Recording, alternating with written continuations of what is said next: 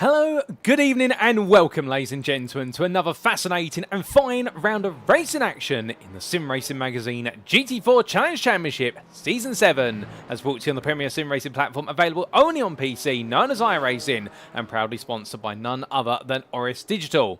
The first half of the season comes to a close tonight, and to do so we must see our drivers venture away to the Netherlands for arguably the Circuit Zandvoort, while the finest circuit on the European continent and not just in the Netherlands. Spanning the best part of 4.21 kilometres in length and 14 corners at its core, it is a circuit that has stood the test of time when it comes to decades of motorsport. And for it all, its natural layout has only very gradually been revised over its extensive history to see the corners introduce more camber into them. But with that injection of extra camber, it is a circuit that has continued to prove the old adage, which is a circuit made up of highly technical twists and turns, sweeping bends, and on top of it all some very heavy braking zones, is an absolute recipe for success. And as our drivers get ready to take it on today in their road cars turned race car machines, it's going to be intriguing to see who is going to be able to outlast the absolute stamina drain, which is the number of corners around here, and come away victorious and head into the second half of the season on a high. But where are my manners? Allow me to welcome you all to this live broadcast from Circuit Side as you're tuning in right now only on YouTube at youtube.com and search for TX141TX, alternative Paul Walsh, and you can be tuning in and catching all the racing action as it unfolds here in the Netherlands. Indeed, we've got plenty of racing to come today. And in the quarantine booth, you have myself. My name is Paul Walsh, also known as TX141 or Britain's Spit, depending on what media you follow me on. And I shall be bringing you all your racing action as it unfolds over the entirety of the distance. But as we get to go racing tonight, a reminder of our schedule. Times in Greenwich Mean Time, that's GMT. Or Universal Coordinate Time, UTC, and as we can see in just under 14 minutes time, we've seen our drivers make their way out onto circuit all together in an open qualifying session that's 15 minutes in duration, and well, our drivers will have plenty of time to set laps, but they may find themselves needing to find plenty of space to get the lap done as it gets underway at 8 o'clock this evening. After which we'll make our way into what will be our feature race, our one and only race on the schedule as always, and that will be at 8:15 this evening, where we'll see our drivers take on the circuit for 60 minutes of absolutely brilliant battling action, and we expect plenty of pit stops as well, just to mix things up. And the old question will be, is it about track position or overtaking opportunities that's going to make the difference, and how important will qualifying be? All those questions and more we'll need to find out as we go through the night. But as we make our way into tonight, let's give you a recap of the story after 3 rounds and what we can expect here today. Because as we now make our way towards the end of the first half of the season, last time out we were in France at the Circuit Zandvoort de Mons, and in round number 3 on the 4th of November, it was a big change in store up and down the field. At the very front in the overall Drivers' Championship, we got to see the pro class absolutely dominate proceedings right at the front of the field, but one driver in particular absolutely dominated his peers. It was Daniel Parrans-Smith, who absolutely ran away rampant to take overall victory, and will become our 3rd overall winner of the season. That's right, we've yet to have a repeat winner in the pro class, and therefore it does mean this championship continues to stay absolutely wide open, with nobody announcing himself as an early favourite come this 4th round, and that's what's keeping things very interesting. Albeit many would argue that Daniel Parrans-Smith may not have had it as easy as it sounded if Niels Core had not had technical issues with his car, given Core was keeping him honest all the way through the opening couple of laps, but in the end, Lady Luck did not shine on Core, but it shone on Parrans-Smith, and then subsequently, Daniel was able to roar away. Meanwhile, in the AM class, well, we saw another situation where we have had 3 different winners in 3 rounds, and well, whilst we did see was John Bailiff falling quite short of victory, he was still very happy to know that he picked home a 2nd place, and with it has extended his championship lead, as we'll see shortly. But the winner last time out, after an absolutely heroic battle between himself and John Bailiff, it was none other than Dennis Van Beelen, who put a win on the board and was absolutely ecstatic about it, as we heard from him in the post-round interview. And indeed, the AM class absolutely on fire as well in their all-new championship for this season, new for Season 7, of course, the AM Drivers' Championship, and therefore, whichever way you look, up and down the grid, there are plenty of fights taking place. But it is the 18th of November today, and after our round here at the Circuit Zandvoort, we'll be seeing our drivers make their way to Germany for a double header, and that will start with the second half of the season beginning at round number 5 of the Nürburgring Grosser Preisstrecke or Grand Prix Strecke on the 2nd of December, and the other German round, of course, will be round number 6, 2 weeks after, at the Motorsport Arena Oschersleben on the 16th of December, before we do have our Christmas break. But as we continue our way into the season, we've talked about the schedule and who won last time out, but let's talk a little bit about how it's changed up the point standings. And in the Drivers' Championship after 3 rounds, what we can see is Alex Gall still is on top, extending his lead to 17 points, given the fact that many of his rivals were not able to match up to him, but meanwhile Gall was the only driver who really couldn't quite match up to Daniel Parrans-Smith. And keep in mind, of course, that Gall came into the round in France, having said to us at Donington Park he wasn't fancying his chances. Well, some would say he was lucky to get second, he should have been third, but still you have to take your opportunities when they do arise, and with that extra podium and some big points there, the man who started 5th and finished 2nd will be thinking to himself, okay, you know what, it does seem as though this championship momentum is staying with me for chicane and apex misses. Matias Penttilä, meanwhile, he sits in 2nd, and the RD SimSport driver there is going to be feeling as though right now things are not quite clicking the way he wants them to, given the fact he's finished in 5th place, having started in 6th, and whilst he enjoyed plenty of battling at Le Mans, it was not a round where those battles really reaped him any rewards. Stuart Reynolds, meanwhile, are 3 points behind there. Well, he was in a similar situation and started 3rd and finished 4th in the end, and probably wondering to himself, why did he go backwards? And perhaps at the core of it was the fact that he spent plenty of time battling with Guy Edwards' Ford Mustang, but in the end found out the fact that the stronger straight line speed of the Ford Mustang really was the undoing of so many of our machines other than those running the Ford at Le Mans. Guy Edwards, he sits in 4th place on 46 points as he continues to move forwards, although I do believe he may not be on the grid today, and that's going to be a shame because we'd love to have seen how far he could move forward, but it is give Reynolds an opportunity to take a bit of a breather from his long-standing rival. Ben Idris Abdullahi sits in 5th for Satellite Racing as he falls a bit further down the order on 44 points, but he's still 5 ahead of Jake Cranstone there for Masters of Talk, who unfortunately we're not going to be seen on the grid now until what will be, I do believe, round number 6, and that's due to personal circumstances, but all is well with Jake Cranstone as I'm to understand it, ladies and gentlemen. Don't fret, but the Masters of Talk driver just not able to make today and also 2 weeks' time, and therefore we'll see him at Oschersleben. Niels Kor in 7th there, the Satellite Racing driver on 36 points. He is the one everyone's going to be watching very eagerly today, because right now for the Satellite Racing driver, the last 2 rounds, Donington Park and Le Mans, but particularly Le Mans, have both been rounds where he's been absolutely ferociously fast. However, circumstances outside of his control have dictated he's not been able to demonstrate that pace, and therefore you can imagine on the 3rd time of trying, he'd be hoping he can bring home the win here today. And already in the practice session, I can tell you, it's looking very close between Alex Gall and Niels Kor for provisional pole position, albeit that's practice, not qualifying. Matt Slade stands in 8th place at the moment for Agenta Sim Racing, ahead of his teammate there, Taylor Adams, based on result countback only. And then we do have 26 points apiece to Daniel Parrans-Smith for SRM Yellow, and Dries van Langendorp, his teammate there, with both drivers having 1 win apiece this season. Van Langendorp, of course, at Spa-Francorchamps of the season opener, and Parrans-Smith lost him out at Le Mans, but can one of those two today be on the grid to make it 2 wins? We'll have to see. John Bailiff, meanwhile, sits in 12th for winner of Bennett Racing on 21 points, ahead of Kenzo Craigie for SRM, and it's Rob Sharp for Burris Racing and Dennis Van Beelen for Chicane and Apex Missers, who complete your overall top 15. And it's notable there the fact that we do have several AM drivers right now in very close contention to try and break the way into the top 10, with John Bailiff and Rob Sharp and Dennis Van Beelen being your 3 main candidates, and they're in 16th place. Winner of Bennett Racing's Eric Mannenveld is not too far off the pace. Meanwhile, as we then make our way all the way over to the AM Drivers' Championship, what we can see here, factoring for purely our AM drivers with the points adjusted based on their finishing positions in class, it is John Bailiff who continues to lead on 61 points. Indeed, that's 2nd place. He'll feel frustrated it wasn't a win at Le Mans. However, he has been able to use that to extend his advantage because it's been a bittersweet run. But then again, after the heartbreak that was Donington Park, of course, many of you remember the fact he was leading comfortably until unfortunately his car said no and gave up, and he had to tow it to the pit only to get back out there and salvage the points. Well, he finally has made it all the way to the very top of the standings, but is still chasing another win. Rob Sharp sits in 2nd place then for Boris Racing on 52 points, 8 ahead of Duncan Rye, with a Goldwyn Motorsport driver definitely getting his elbows out at Le Mans, and well, that's why he's moved to 3rd, and he'll be hoping to have plenty more fighting today and chasing down a podium once again. Albeit it was 6th place last time out, but he enjoyed himself, no doubt about it, in France. Heinz Mayer, he continues to move forward, and now to 42 points there for Oris Racing Yellow, really one of the understated stars of the class so far, in the fact that whilst he's perhaps not had a win, he's definitely right now winning the hearts of many with the pace he's building and the fact he's fighting his way through and regularly chasing down top 5 finishes.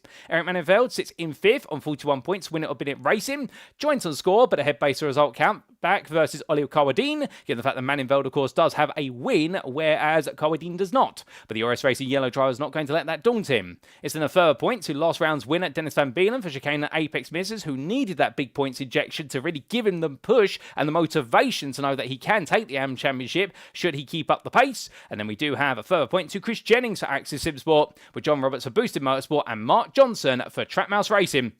Round off your top 10. Lee Berridge is best to rest in 11th there for boosted motorsport in the AMs, ahead of Kim Such, with RS Racing Red's driver there only ahead of Andy Marsden by the best part of 13 points. It sounds like a huge margin, but do keep in mind those points can sway very quickly over the course of a single race day, and Marsden right now held of none other than Gilles Gardner by the best part there of a single point, with Gardner and Paul Goffin both sharing 18 points apiece, but the SRM Black driver behind based on result countback. It's then none other than 16th place for Ryan Penny for RS Racing Red, with Access Sports Martin Kenyon, and then at GST Races Gary Toole and Mark Kemp for Full Tilt Motorsport rounding out those with points, and yet score any AM points, Colin Wynn and Stephen Burns. So that's how the Drivers' Championship stands then after 3 rounds. But what about the Teams' Championship? Well, here we can see Chicane and Apex Missers, they have moved to the top after great scores from both of their drivers in the overall finishing positions, with the win of, in terms of points there, for what was Alex Gull, albeit didn't quite take home the win of the race, but he'll definitely feel as though he was the winner of the Teams' Championship points, and indeed an absolutely brilliant result there to make sure that second place has leapt the team forward, and also for Dennis Van Beelen with that 9th place as well, the AM driver scoring nicely and therefore furthering the opportunities that the championship leaders will have. Satellite Racing, meanwhile, they have fallen from the lead to second place. It was a difficult round. They scored a very slender amount of points, and they're at risk of falling further backwards. And if they do, first up will be Regenta Sim Racing to confront them on 62 points. But note there, the battle from 3rd all the way through to 6th place. So Regenta Sim Racing, Fury Sim Sport, SRM Yellow, and RD Sim Sport. It is only 12 points between the 4 teams. But the biggest risers in the ranks will be SRM Yellow, who've moved from 7th to 5th, and that was due to the win for Parrans-Smith last time out, and they'll be hoping they can do that again, and if they are able to do so, they could get themselves to the head of the quartet for 3rd, and perhaps get closer to the top 2. Outside of the top 6 then, we do have an 11-point gap to Masters of Talk, who are 4 ahead of Winner or Bennett Racing, and then we do have SRM and RS Racing Yellow completing your top 10, with a gap of 11 points between the two of them, really earmarking what is the 3rd pack in the field, beginning with the RS Racing team, and they're ahead of Boosted Motorsport by 7 points, who are best of the rest. It's a further 2 points to Axis Simsport, and it's F-Tech Racing and RS Racing Yed who have got the remainder of the points, yet score any points meanwhile overall in the Team's Championship, SRM Black and Full Tilt Motorsport. So that's where the points stand then after 3 rounds. But of course, we've awarded points out after Le Mans, but we've still got to give some official prizes out after Le Mans. And here we go then, ladies and gentlemen, because we've got 4 medals that we distributed from Le Mans. And here they are for round number 3. And congratulations, firstly, of course, goes to our overall race winner by a country mile in the end, metaphorically speaking, Daniel Parrans-Smith there with a monstrous drive. And he'll be absolutely pleased with that. And he'll be very happy to take the winner's medal. In the AM class, the medal goes for the race winner there of Dennis Van Beelen. An absolutely huge result in his brilliant back and forth battle with John Bailey over the best part of the entire 60 minutes of racing. The safest driver award, meanwhile, that could have gone to a several number of drivers. In the fact, we did have multiple drivers, always 0 instant points, but in that instance, it's the highest finishing driver who will take the award home, and that was your 2nd place finisher of Alex Gull. Well done to him. And then we also did have the Move of the Race award, and that went to Gary Toole for an absolutely outlandish and monstrous move. And, well, rather than talk about it, let's show you it, ladies and gentlemen. And here we go, the move of the round from Gary Toole here at Le Mans. So as he roared his way down towards Indianapolis here, and this was all over the back of John Roberts. Well, Roberts felt very safe there initially, but Toole in his Porsche Cayman looked up the inside and sent it for the best part of a couple of attempts back. Got it stopped just about, and John Roberts in the end being respectful about it, but Toole absolutely delivering there, and that is why he's picked up move of the race as Gary Toole, and congratulations to him there. And we've got plenty more medals to go as the season goes on, ladies and gentlemen, but we've seen some phenomenal moves of the race so far, and I do wonder whether there's going to be a nominee for move of the season, and if so, I think Gary Toole may have that accolade based on that dive there, but we'll see what could happen in this round. So coming then on from the past to the present, our circuit for today. Of course, it is the Grand Prix layout of Circuit Zandvoort, located near the city with which it shares its name in the North Holland region of the Netherlands. 14 corners in length. In over the distance, our drivers will be covering the best part of what will be 2.64 miles. And a huge thank you to iRacing.com, not just for their brilliant simulator, but the absolutely fantastic track maps that come with it. Many of these corners have been there since the very first days of the circuit, including Tarzanbocht at turn number 1, and also there, Hugenholzbocht at turn number 3. But as our drivers roar the way around here, what they'll find is that since the introduction of Formula 1 back to the circuit in 2021, this circuit has retained its layout from the 90s. However, it has seen extra camber added to a good number of corners to offer up overtaking opportunities both on the outside outside of the corner and on the inside. And that's what makes this a very complex circuit, because when you're in a qualifying lap, you need to understand how to abuse the road camber, particularly when it's positive camber, so the road is curved upwards towards you, which means you can take more speed through the corner, versus when it's curved away from you, known as negative camber or off camber, and that's where you can take less speed at the corner, otherwise you risk understeering off the road. But tyres are boxed while the heavily cambered corners, and that's where they can carry the speed. As they roar the way out there, it'll then be into Glad boxed at turn number 2, where it's going to be a tight kink of right-hander there before they head into Huguenot's boxed. Perhaps the biggest recipient of camber, excluding the final corner, and then it's going to be about going as wide as possible and running it as close to the wall, as they'll then power the way all the way out to Shavak as they head through turns 4, 5, 6, and then into 7. That downhill fast sweeping right-hander, and the pace will continue there in the middle section of the circuit through Masters box at turn number 8, before they then make the way into the switchback hairpin sequence of box 9 at turn number 9, coincidentally, and then we do have CM.com box at turn number 10 in reference to the title sponsor for the circuit. Out of that hairpin they'll go, and then it's into the hands-earned chicane at turns 11 and 12, where there's only one line through there at the best of times, but they'll try to go too wide through there every so often, and the gravel may await them, but if they avoid the gravel, they'll then head into box 13, the gradual right-hander there, the sweeping bend. They'll then give way to the heavily cambered Ari Lulienkt boxed at turn number 14, and through there they'll go flat out all the way to another lap, alternatively to the finish line. As for our rules before we go racing, a quick reminder, we have seen the rules reinstated from round number 2. Of course, we had a slightly different rule set when it came to car setup as of the previous round at Le Mans, just for the simple reason a much longer circuit, but we'll be seeing our drivers run a fixed setup. It's the sprint fixed iRacing setup, and fuel loads will be restricted to 37% as per usual. Qualifying wise, it's going to be an open qualifying format, and therefore all the drivers will be out on the circuit together over the 15-minute window, and the race shall commence for a double foul rolling start, as it's a tradition of GT4 class racing. Will there be no mandatory pit stop requirements? Our drivers need to come into the pits for fuel as needed, and if they want to change tyres, they can do so at their own free will. Each driver has one fast repair available should they need it, and well, they may come to the pits if they pick up enough instant points, and that'll be 18 in total, at which they'll get a drive-through penalty. Make it a 25, and they will be disqualified, and nobody wants that. Meanwhile, all race journeys shall be conducted post-race. But without further ado, ladies and gentlemen, let's make haste to the circuit, because we are good to go for qualified here, and indeed, 15 minutes has already counted down, and indeed, we're already a minute into it as all the drivers are on their outlaps, their warm-up laps at the moment. We have got a crowded field of the best part of 30 drivers here today. It's absolutely splendid to see so many of our Sim Racing magazine competitors have made it all the way to the Netherlands after an exhausting round of racing at Le Mans. Even though it feels like it's full throttle and heavy brakes, it's those heavy braking zones that take the energy out of you, and as they all make the way around, I think all the drivers right now very easy to please when it comes to more racing. Yes sir, let's go. And indeed right now all trying to do everything they can in order to put themselves right towards the very front of the field. Now if you are tuning in right now, don't be shy, feel free to say hi in the YouTube chat, because the only biting you will see here today will be on the brakes, while drivers will bite hard on their carbon ceramic brake disc to try and get the car stopped as quickly as they can. But as we do see Taylor Adams making his way around there for Regenta Sim Racing, well, he's going to be the first driver to go onto a flying lap. We're not going to jump on board immediately, because these GT4 cars, they do need one out lap, and normally the first flying lap to try and get the tyres up to maximum temperature, and then we'll start to see the very best laps coming in. A lot of drivers deciding to queue here coming into box 13, and that is intentional in order to try and get some tyre wear, well, tyre heat I should say, and wear and warm the tyres up, and also perhaps burn a little bit of fuel out of the car by holding some high revs, although that's not as easily done. Meanwhile, the really big theme here is the fact that all of our drivers will want to try and get as much tyre temperature as they can. As Daniel Parrans-Smith, well, he's got the draft there of the Fury SimSport machine. I believe that is Stuart Reynolds' Mercedes AMG just in front of him, and well, in fact, it is not. It's the other Mercedes AMG, and I believe that is going to be the car of none other, unless I'm mistaken, of Matias Penttilä. So, well, his teammate here, Stuart Reynolds, is a bit further back and decided to take his time and be one of the very last drivers to go onto his first flying lap. And this may be by design. Now, one of the questions you may be sat there thinking, Circuit Zandvoort, is it a circuit where track position is vital? Some would say yes, some would say no. Personally, I would say track position is quite valuable here, because overtaking is highly possible, but the problem is, as we mentioned earlier on, a lot of the corners here now, they can be attacked both on the outside and the inside, and the inverse is true. You can defend a corner just as much on the inside as you can on the outside. Now, turn number 7 at Schiller Box there, as we did see Stuart Reynolds make his way on through.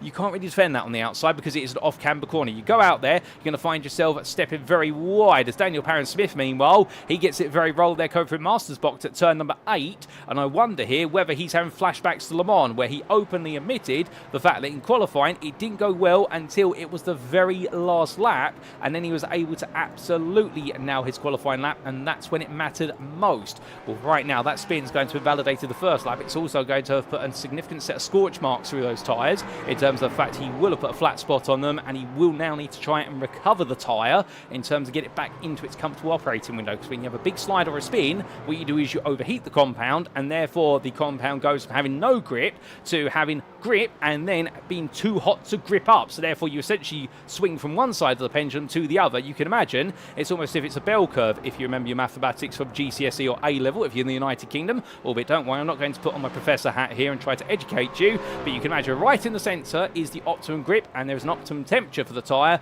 and if you haven't got it warm enough, you're to the left of it, and therefore you have low grip. But if you get too hot on the tyre, you also lose all that grip. It's not the case. The higher the temperature of the tyre, the more grip you have. There is a natural point where that grip starts to fall away again. But meanwhile, let's fall away from that topic and fall back to what's on hand. And right now, Niels Core has set the initial benchmark of a 41.095. A lovely lap there from the pro driver. But Dennis Van Beelen on home soil. Right now, the AM visual pole sitter is only a 10th off a core. That's impressive. Now, this is the first time this season. Again, we're perhaps reading a little bit into it too soon here, as Van Beelen makes a complete ham sandwich there of the chicane that turns 11 and 12, going straight on, but that's his eagerness there to try and carry as much speed as possible, and therefore he backs off entirely. 90 has been validated the lap and gets set to go again. But could this be the first round where we see, instead of what's happened in the first 3 rounds, where we have essentially had all of our pro drivers, or the vast majority, qualify right towards the front of the field, and then the AMs qualify really as a pack in the back of the field, or towards the rear of the field? Could we see the first instance where we have a large number of AMs intermingled in amongst the pros, and especially in that top 10? If we do, this would be a very different race, and that suddenly will make track position all the more valuable. Now, of course, our AM drivers, they're not to just give way to the pro drivers when they go racing. It is a tactical choice for the AM drivers, because remember, they are competing in the overall drivers championship as much as their own class championship. So therefore they've got to think on their feet, or indeed think on the pedals, with regards to the fact, do they let a pro driver go, or do they hold firm, particularly if they're in the team's championship as well, because there could be some big teams points that could be grabbed from an AM driver if a pro passes them. But as we do look to Oliver Carwadine here in the Oris Racing Machine, well, as he makes swam through there right now, looking good in number 14, currently 7th of the AM drivers. And well, Mark Johnson has put himself all the way to the very front for Trackhouse Racing, and as he does so, well, right now the McLaren 570S GT4 driver looking very happy around here. And well, in terms of the form of the car, we are expecting the McLarens to come alive here today. Plus also, it would not be strange if we did see our limited number of Porsche drivers look quite good, because this is a very different circuit to Le Mans. Le Mans, it was all about straight line speed and braking ability. That's where the Ford Mustang in particular really had the upper hand on the straight line speed element, perhaps less so on the brakes, but if it is able to outrun its rivals by the best part of 2 to 3 miles an hour down the Mulsanne Straight, the fact it can lose a couple of attempts under braking is perhaps not as significant. Here, meanwhile, you're not really going to hit top gear in these GT4 machines. You're going to spend most of your time in 2nd and 3rd and 4th gear, occasionally touching 5th, but never really 6th, and therefore that means that the slower cars in terms of top end speed, based on the balance of performance, such as the McLaren, such as the Porsche, they are now going to look much more favourable. I would also see the Aston Martin V8 Vantage, but unfortunately we don't have any here today. We only had one sign up at the very start of the season, and well, it's been some time since we have seen the British machine out there. But as we do have Johnson roaring his way around right now, this could be telling, the fact that we do have some McLarens right up there. Alex Gower is currently the fastest driver, but others are definitely trying to push the margins here as they come on through.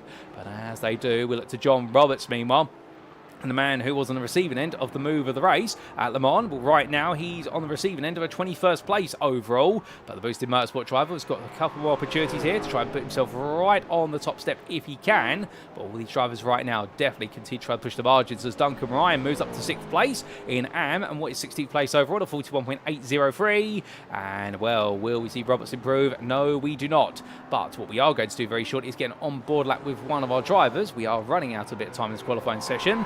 I think we are going to try and get on board with our Mercedes AMG driver from RD Simsport of Matias Penttilä. And as he roars his way down in towards turns 11 and 12, well, right now he's on an out lap here. So when he goes into that flying lap, his tyres won't be up to optimum temperature, but they will be getting close. Also, the track temperature has been gradually rising as time has gone on, so he's going to feel quite confident. Speaking of the temperatures, there we go. In terms of the temperatures we do have, and as we can see, it's 90 degrees centigrade track temperature. Ambient is 19 as well, so quite idyllic conditions here. But onwards we go then for a flying lap of the Circuit Zandvoort Grand Prix circuit, brought to you by none other than Matias Penttilä. So as he heads down towards Tarzanbox at turn number 1, braking the 100-metre board there, hard on the anchors and all the way down to second gear. Get the car pointed and now squeeze the throttle back on, and full throttle he goes out of the corner and up towards turn number 2. Here it's all about position. Brake nice and early, let the car drift to the apex curb and over to the right and carry all the speed here into Hugenholm's box at turn number 3. Feed the throttle in, make sure not to let the car drop, and as he does so, now it's full throttle all the way up towards turn number 7. Sweeping his way through the S-curves here, it's going to be flat out. Indeed, we can expect 2 wide under racing here. But as he makes way towards turn number 7, as wide as he can into the corner, brakes as late as he dares, drops down to 3rd gear, keeping nice and tight. A little bit of understeer there, crept in, but he recovered it well. And now into Master's box at turn number 8 as he fights for the steering wheel here, the car rolling around. And as he comes out of 8 now into the hairpins at turns 9 and 10. Onto the brakes, no real marker there. You have to do it on gut instinct to feel. About 130 metres of corner apex in the Mercedes. And then he brings it over to the right, looks to the marshal's post and the recovery crane. That's his marker, and down to second gear through turn number 10. It's a very long corner that the apex never seems to end. And then finally, he finds the exit. And now flat out here all the way towards the final third of the lap as he comes over the crest and gets ready to jump onto the brakes here at the 100-metre board all the way down to second gear. Mounts the curb at turn 11. The Mercedes can do that. And then through turn number 12. You've got to be very patient through 12. You can't just get back on the throttle immediately as you hit the apex, as otherwise you'll hit the wall on the outside. Into 13, brakes at the 50-metre board there, just a dab of the brakes, drop a gear at 3rd, and now flat out all the way he goes here, does Penttilä, all the way towards the timeline here through at the final corner. Did he run a bit too wide there out to turn number 13? My gut instinct says yes, he may have, and that may have invalidated the lap, but across the line he goes. It's definitely been a fast lap there from Penttilä, but in the end it's not enough. It's a 40.630. It was valid, but it does not enable him to match his previous best of a 40.39. But still, that lap would have been good enough for none other than what would have been 7th place. And that goes to show you right now that we really do have a runaway set of laps at the very top of the field. And well, the fastest driver out there is Alex Gall for Apex and Chicane Missers. As he roars his way on around, he is 3.6 tenths faster than anybody else in that McLaren. And well, he has fancied his chances coming here today. And right now, he's definitely put his performance where exactly he felt he would be, in the fact that he's right at the very top of Stuart Reynolds, meanwhile, 2nd fastest overall in Pro. I think he's thinking at this point, okay, it may all be about that 2nd place here, unless I could find a bit of a magical lap. Of course, in the race, it could be a very different complexion, because that rolling start, well, it is going to see the cars not starting stationary. Indeed, they will be what will be approximately 76 kilometres an hour when they go green flag racing. And well, the idea is that Reynolds there and that Mercedes will potentially have the acceleration to beat the McLaren down towards turn number 1, and that will be his target. But as we look to our leading AM driver in qualifying, this is Mark Johnson.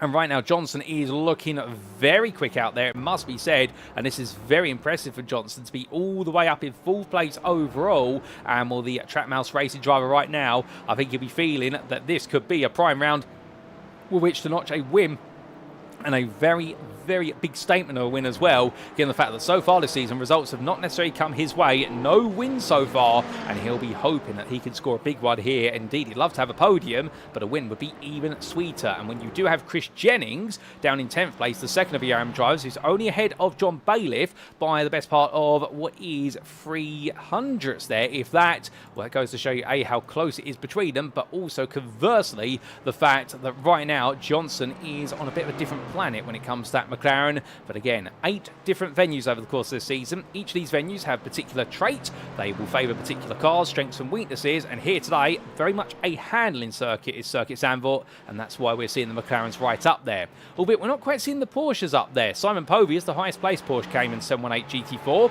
He's a pro driver, currently in 6th overall. And it does seem as though for Povey, indeed all of our Porsche drivers, that perhaps this circuit not being as forthcoming as they would like it to be with respect And so what is the pace on offer? And I do wonder where it's the fact we do have a couple of sections where we do have long acceleration zones, such as the run out of turn number 3 all the way out towards turn number 7, and the run from turn 13 effectively to turn number 1, whether that's perhaps just holding the Porsche back, and if there were braking zones a little bit sooner, perhaps the Porsche should be right up there. But then again, Povia we try to prove a point, as will Rob Sharp. Right now, the 4th place AM driver, as we had somebody get it very wrong there, that's a car around, is that none other than Giles Gardner who's got it wrong. We'll have to try and take a look back very shortly. In fact, we have a quick replay, and this is to explain. So no, this was not Giles Gardner. It was somebody else getting it wrong there, and this was Giles Gardner, meanwhile, getting it very wrong in towards turn number 1. Carried all the speed into the bend, but the rear end said, no, you can't. We haven't got enough grip there, and just end up parking it in the gravel, and well, time back to the pits. So back to your live time as we come, and as we look to your live pictures, Robert Sharp right now pushing around there up onto 2 wheels for a brief moment, turning his car into a motorcycle for a brief second, and as he heads on in towards turn number 10, well, right now the number 86 driver here I think try to push onwards, albeit this lap has not been one of his best, at least in sector 1. He is coming towards the end of sector 2 right now. What's he going to have as he comes towards the timing line for this sector? Will it be a personal best? Will it be an outright best in the AM class? The answer is, to that question, no it's not. So right now Sharp still trying to piece things together, and he's not got long here with only 40 seconds left on the clock. Now Gary Toole, unfortunately, I do believe we may not be seeing him go racing today, and that is due to a technical issue with the car. But as our drivers continue to make their way on around, well, it does seem as though right now Toole maybe, if he started this race, he'll be starting from the very back. But I do know he's been having some significant technical issues that have returned, some gremlins that have plagued him from previous seasons, and if so, and he's not able to resolve them, I think it is going to be a situation where we might lose our 27th entrant and we'll be down to 26 runners, of which Andy Marsden will be the last of those as qualified. But with that now, ladies and gentlemen, qualifying hits the clock. Indeed, the clock strikes 0. It is time then to see who has done enough here to put it on pole. In theory, Alex Gall, the only driver to set a 39 right now, 39.767. That is a monstrous lap. He should have this in the bag, but can Stuart Reynolds find a bit of last-minute magic here as Gall makes his way out of turn number 12, uses all the road and plenty of the real estate that comes with it. We call that value-added tarmac there with the use of the curbs. And as he comes out to the final quarter, just a brief tap there to the gravel. I think he'll get away with it. We saw that for Matias Penttilä earlier, where he got away with it, but Gall in the end tucks into the pits and says it's not an improvement. There's no point staying out there. Pentillä's in the pit lane. Stuart Reynolds is still out there. Mark Johnson has been demoted to 5th place by Taylor Adams, but it is Johnson who is still the provisional pole sitter by the best part of what is half a second over Chris Jennings, who's in the pit lane, as is Bailiff, as is Sharp. So we might not be seeing any other change in the AM class, at least in terms of the top person, as we do see Dennis Van Beelen coming into the pit lane, and well, your winner last time out in AM, he's decided he can't do any more. What about Lee Berridge? He heads on through and he peels into the pits as well. Nobody's improving out there at the moment. This circuit does not seem to be gifting them any more time. If anything, the time seems to be taken away. But right now, as we continue to wind down the clock of how many drivers are on at final flying laps, here comes Taylor Adams for a Agenta Sim race. His Sector 1 has not been great, his Sector 2 has almost matched his previous best, and his Sector 3 will never see it because he comes into the pit lane, and we do have, with that, nobody else out of the circuit. Ben Idris Abdullahi made a mistake, so he's decided to tow to the pit lane, and everybody else is already in the pits. That is qualified complete, ladies and gentlemen, and after 15 minutes here at Circuit Zandvoort, it is Alex Gall who has taken pole position for Apex and chicane misses, and has done a brilliant job in doing so. And it'll be Stuart Reynolds who lines up on the front row alongside him. The 2 pros, with another 2 pros behind of Matias Penttilä, and also Taylor Adams for RD Sim Sport and Regenta Sim Racing, respectively.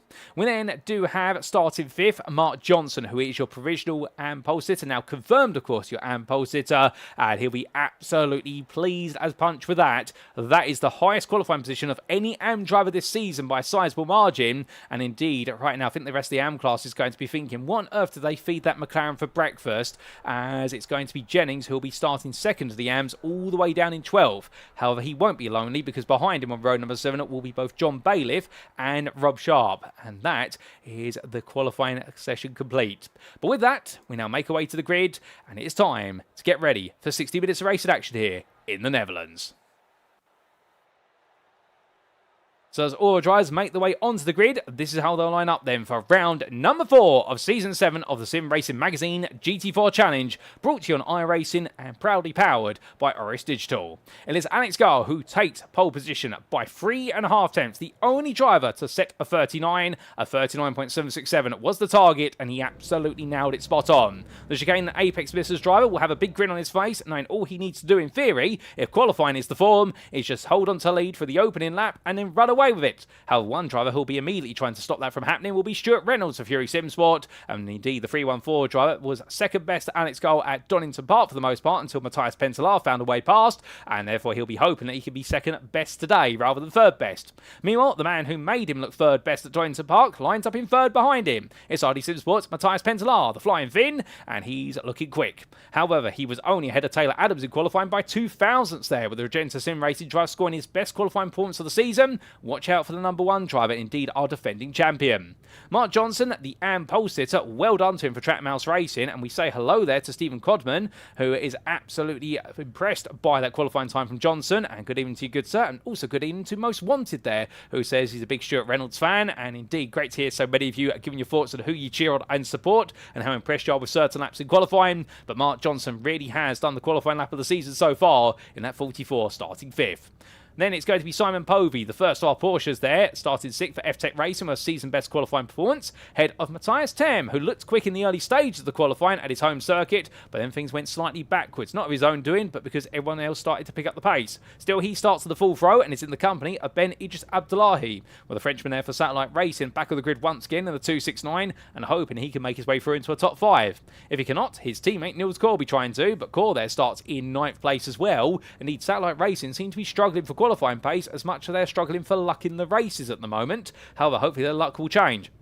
And Callum Brandt, meanwhile, starts in 10th for RD Sim Sport, and wrapping up that top 10, he was only half a tenth behind.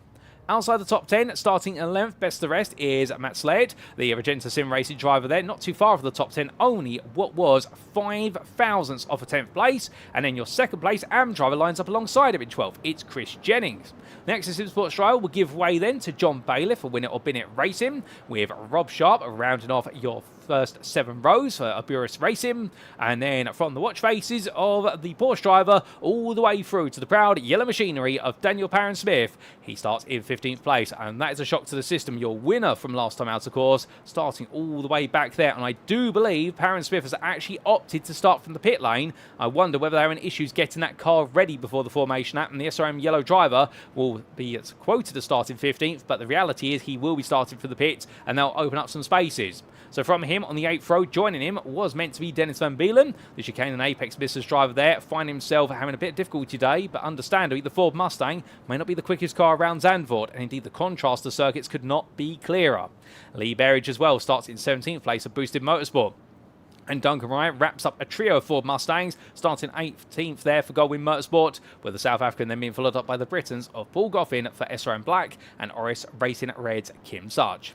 That's your top 20. Outside the top 20, in 21st place, it is Heinz Mayer for Oris Racing Yellow, with the South African then being followed up by Oris Racing Yellow, his teammate, of course, of Oliver Carwadine. And then we do have none other than Ryan Penny for Oris Racing Red, and Boosted Motorsports John Robertson, row number 12, with row number 13 going to the partnership of what is Giles Gardner and Andy Marsden. And last on the grid, if they are able to get the car out there, although I'm not seeing it on the grid, ladies and gentlemen, and I am seeing them start to load the car, I think, into the trailers. It was meant to be Gary Toole with no qualifying lap set, starting 27th. But I think that's going to be a non-start there for the GST Racing 207, and we may be down to 26 starters. It may even be 25 if they cannot get Parrans-Smith's car started from the pit lane if there is an issue with it. But that's how they're all expected to line up.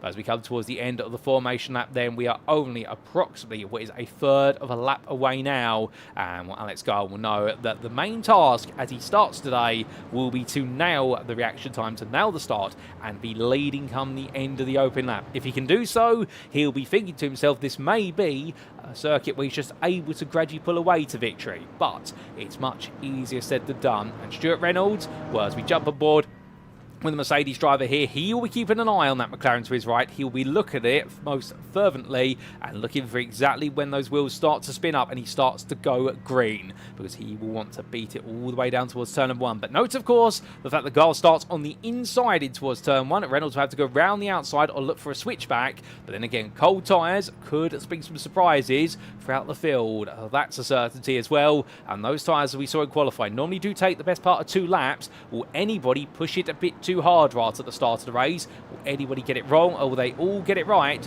Well, for all that more, ladies and gentlemen, as they now make the way through box number 13, the field will bunch back up once again. They'll get as close as possible, and it will be over to your pole sitter of Alex Gall and the 176 for Apex and Chicane Missers to take us green flag racing here for round number 4 of season 7 of the Sim Racing Magazine GT4 Challenge on iRacing.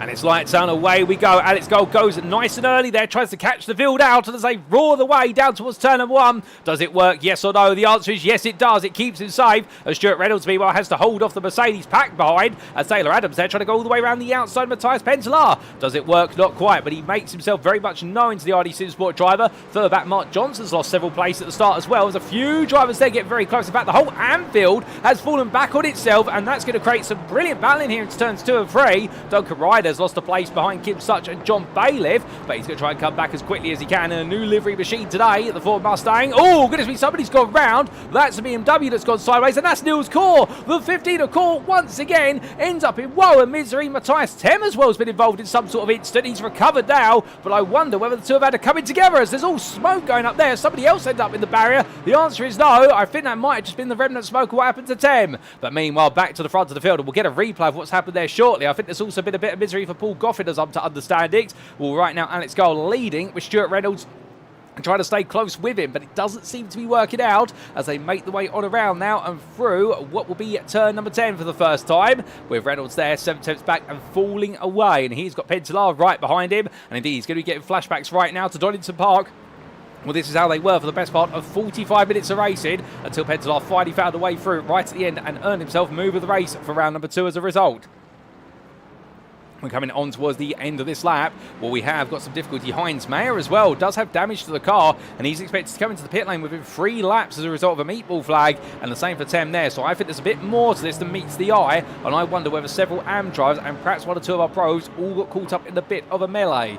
But as all the drivers head onwards, well, here comes Gall then on to lap number 2, and indeed an initial benchmark there of 44.467. Expect the laps to now start to really come on through quickly here, and I wouldn't be surprised if we start to see them make their way into the 41 soon enough. But Reynolds is there with him. Then we have Matthias Penttilä in 3rd, Adams is 4th, then Simon Povey in 5th.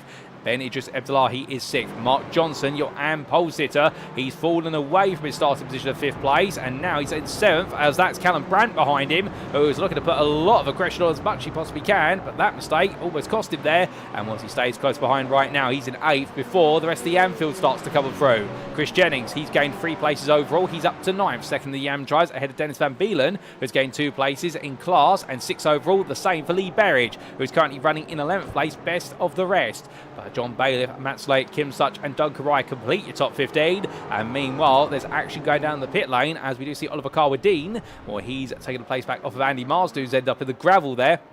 What was Hugenholz boxed at turn number 3, but we have also had Tem and Mayer both come into the pit lane and have repair work done to their cars. And without further ado, we are going to get a replay of what exactly happened to him. So here we go, as we saw all the field make the way down. We focus on Matthias Tem then first and foremost. Into the braking zone he went, and well, there's a bit of a squeeze there with the car of Mark Johnson. That would explain why Johnson dropped some places there, and well, unfortunately there was a car that went straight into the side of Matthias Tem, and I think that might be the car of John Bailiff that did not pick up the meatball flag by comparison, but Tem had a heavily damaged Mercedes there. You can see the Fury Simsport car struggling to stay on the circuit, and also I think went to get clear of everybody given the fact he'd been involved in that contact. Let's take a look at that from John Bailiff's perspective. I think it was Bailiff from a little bit of racing who came in absolutely blazing hot into the braking zone, or did he?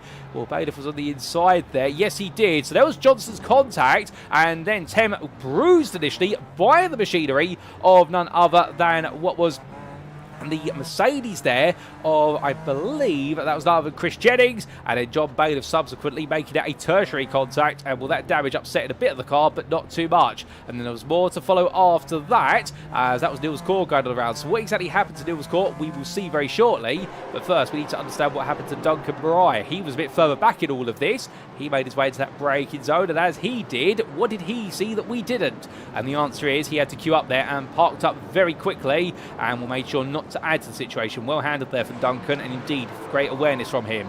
We had this for Niels Kor then. This was later on at turn number 3. For Kor, where did it all go wrong? Into the braking zone here, went nice and low, tried to look for the move, got the power down, the rear of the car let go there, and that was the camber of the road upsetting what was the balance of grip on the car, and the rear end just coming on through, and Kor in the end going around there when he was looking for an opportunity, as meanwhile this happened to Oliver Carwadine. And this was Carwadine coming in towards turn number 3, and as he did so, went very deep initially, went on the low line into turn number 3, and the rear of the car just completely let go. Oh, goodness me, and that explains why Heinz Mayer picked up damage there. So the two teammates coming into contact, completely unexpected contact, and that explains the story between them. But back to your live racing we go, ladies and gentlemen. That explains the stories that we needed to see. We have had some other moments, including for Andy Marsden, it went a bit wrong only moments ago, and I believe we have had Lee Berridge and also John Bailiff involved in some slight misery, but we need to come back to some live racing because we've got plenty of fighting going on here, and Kim Such right now is trying to hold on to third place in AM, but here comes Duncan Rye, here comes John Bailiff. Bailiff backs off, but meanwhile Rye's up the inside here, and Bailiff's trying to come through with him. It's a big dive up the inside there for Bailiff to try and make sure the door stays open, but to be fair, he sees the opportunity, he's not going to waste it, and it's a lovely 2-for-1 special there for Ryan Bailiff on Such, and Berridge is also going to tuck his way through. So Lee Berridge there squeezes his way up the inside, and not the most conventional place to go for a move up the inside into turn number 2, but the rear of the car lets go. Oh my goodness, and Lee Berridge there almost losing it at the last possible moment, and even now that he's got tyre temperature, the grip levels out here are not that high here at the Circuit Zandvoort, and therefore right now you can understand if Berridge might be thinking to himself, okay, perhaps don't try and do that another time today because otherwise it's going to end up in misery. Bullgoffin, meanwhile, he explores track limits there as he decides to take a bit of a rallycross line upon the point where the circuit would cut off to its club layout. And, well, I believe that might have been in a bit of a side-by-side moment with Niels Kor there, and perhaps just being a bit unsettled by the two wide at such speeds in the excess of 130 miles an hour as they made the way up towards turn number 7. But managed to survive it, and well, he's got Chris Jennings and Rob Sharp, two of his AM compatriots, right behind him now as he heads in towards turn number 10. Meanwhile, at the very front of the field, as all the AMs are getting dicey, well, your race leader, Alex Gall, is gradually eking out a bit of an advantage. Lap times are already into the 39s here, with Gall lapping at 39.89 last time out. This time he crossed the timeline, and it is going to be a 39.98. Reynolds, a 39.9. So looking very quick, both drivers, as they head on through. And we say hello there to none other than Daniel Parrans-Smith, who says, unfortunately, rest in peace, PC. And that's in reference, I think, to the technical issue he had, which has stopped him from getting on to the grid. And we're very sorry to hear that, for the simple reason we could have seen him become our first double winner and back-to-back winner in the Pro and Overall category if things had worked out. We're glad to have you with us, Daniel, and I hope you're doing well, even if you're absolutely itching to go race at the moment. It has not worked out at all, and we've unfortunately had to add you to the list of two non-starters here today, joining the ranks of Gary Toole, even though you gave it everything in qualifying. As all our drivers settle into the racing now, well, we have got some more changes afoot. Chris Jennings in a Mercedes that's definitely looking a little bit crumpled on the front end, and that would have been through the contact he had with the wayward machinery we saw earlier on Matias Penttilä, where he's going to go around the outside to the inside there through the sweepers of turns 4 and 5 versus Paul Goffin, and here comes Rob Sharp looking up the inside then. Can't quite find it at the moment, can Sharp, as we jump on board with the Boris Racing driver. But out to the right-hander at turn 7 and in towards another right-hander. It's that whole sequence of 3 here as he heads through Masters Box corner. And what can we tell from the 86 driver at the moment? Well, I think one of the big signs we can see is that whilst he may have started in 4th place in the AM class, well, since the incident he was involved in, that pace has definitely been neutered somewhat. And right now, I think he's just taking his time and trying to get himself into a bit of a rhythm here. And I wonder whether the strategy's immediately gone more towards tyre and fuel saving rather than it is outright pace. And the idea is he will now try to beat drivers on strategy wherever possible. Albeit we've got a long distance to go. We're not even 10 minutes into this race yet. And understandably, you want to still make some progress, but if he feels that Paul Goffin is matching him for pace, he may opt not to push too much harder there and use Goffin as a bit of a pace car in order to make sure he'll naturally gain over time. Because he can save some fuel, he can save some tyre life, and we do know, of course, that with regards to fuel, they normally have to make 2 pit stops each and every round we've seen. Meanwhile, tyre life, well, that's another big question, because some drivers have changed tyres, but it's costing more time in the pit lane.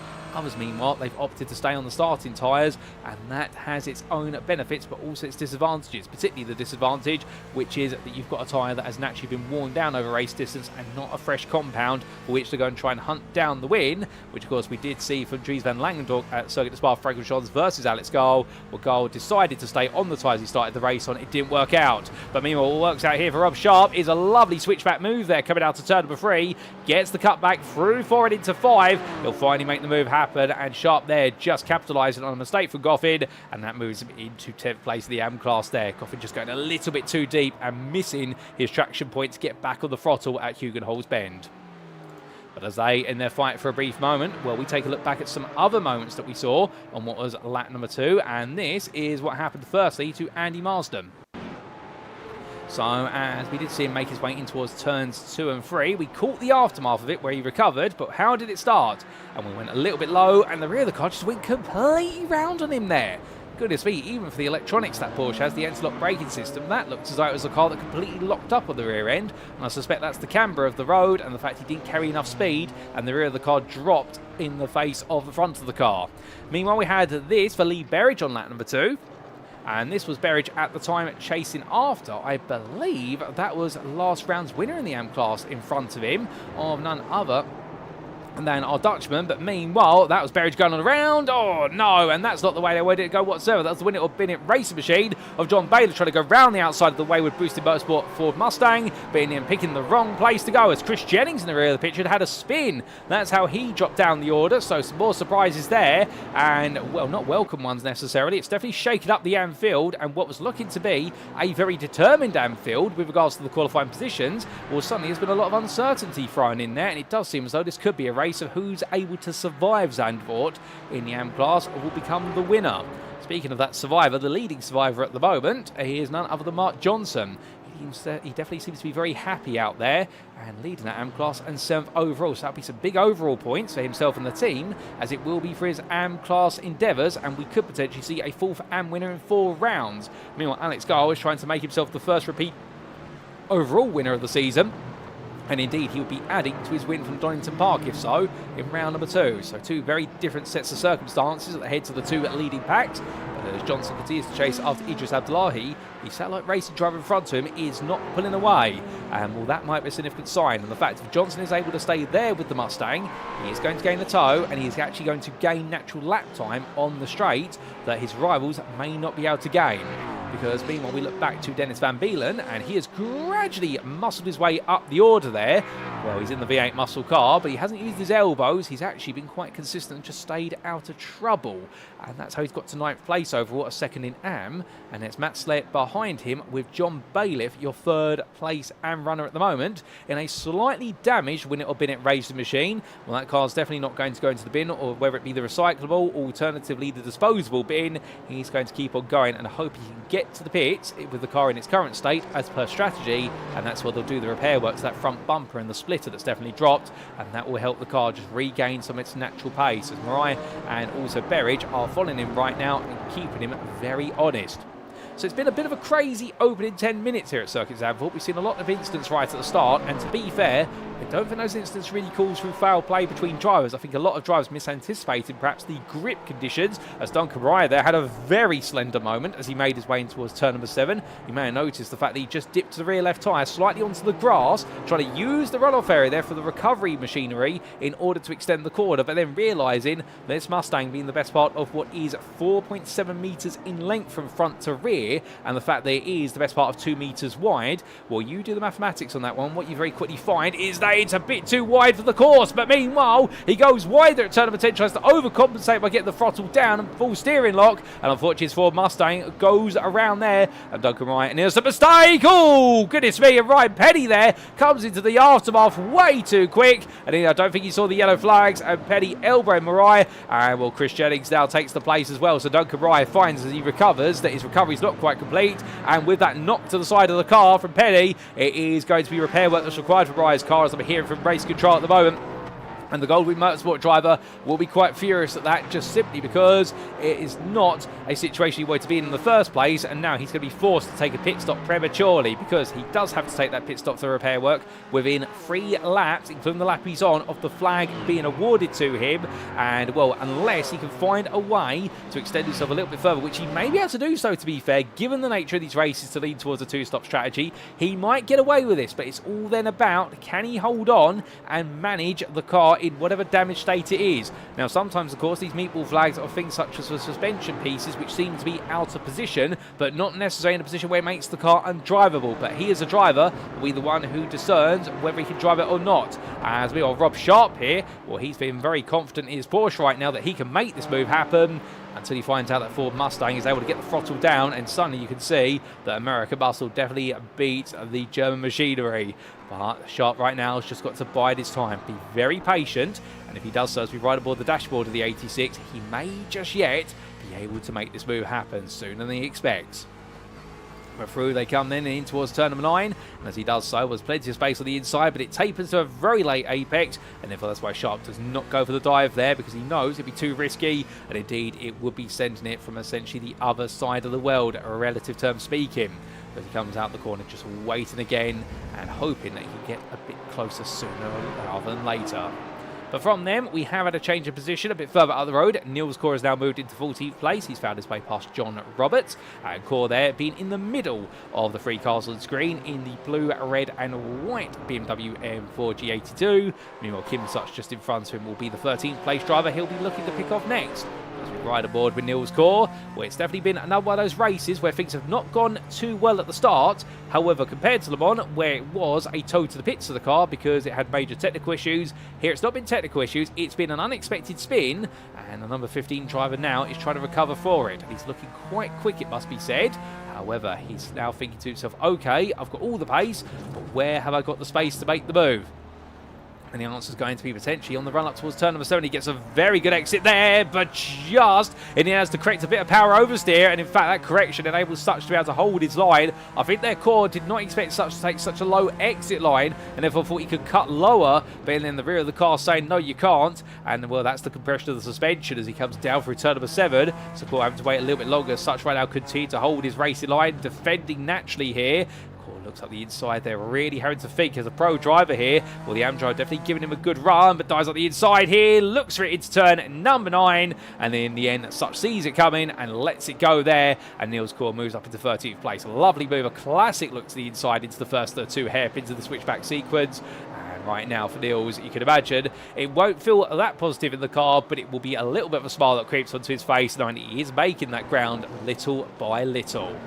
But for the ground he's making, well, some ground has just been made by Rob Sharp on Duncan Wright. He's finally found that move, and here's the replay to explain.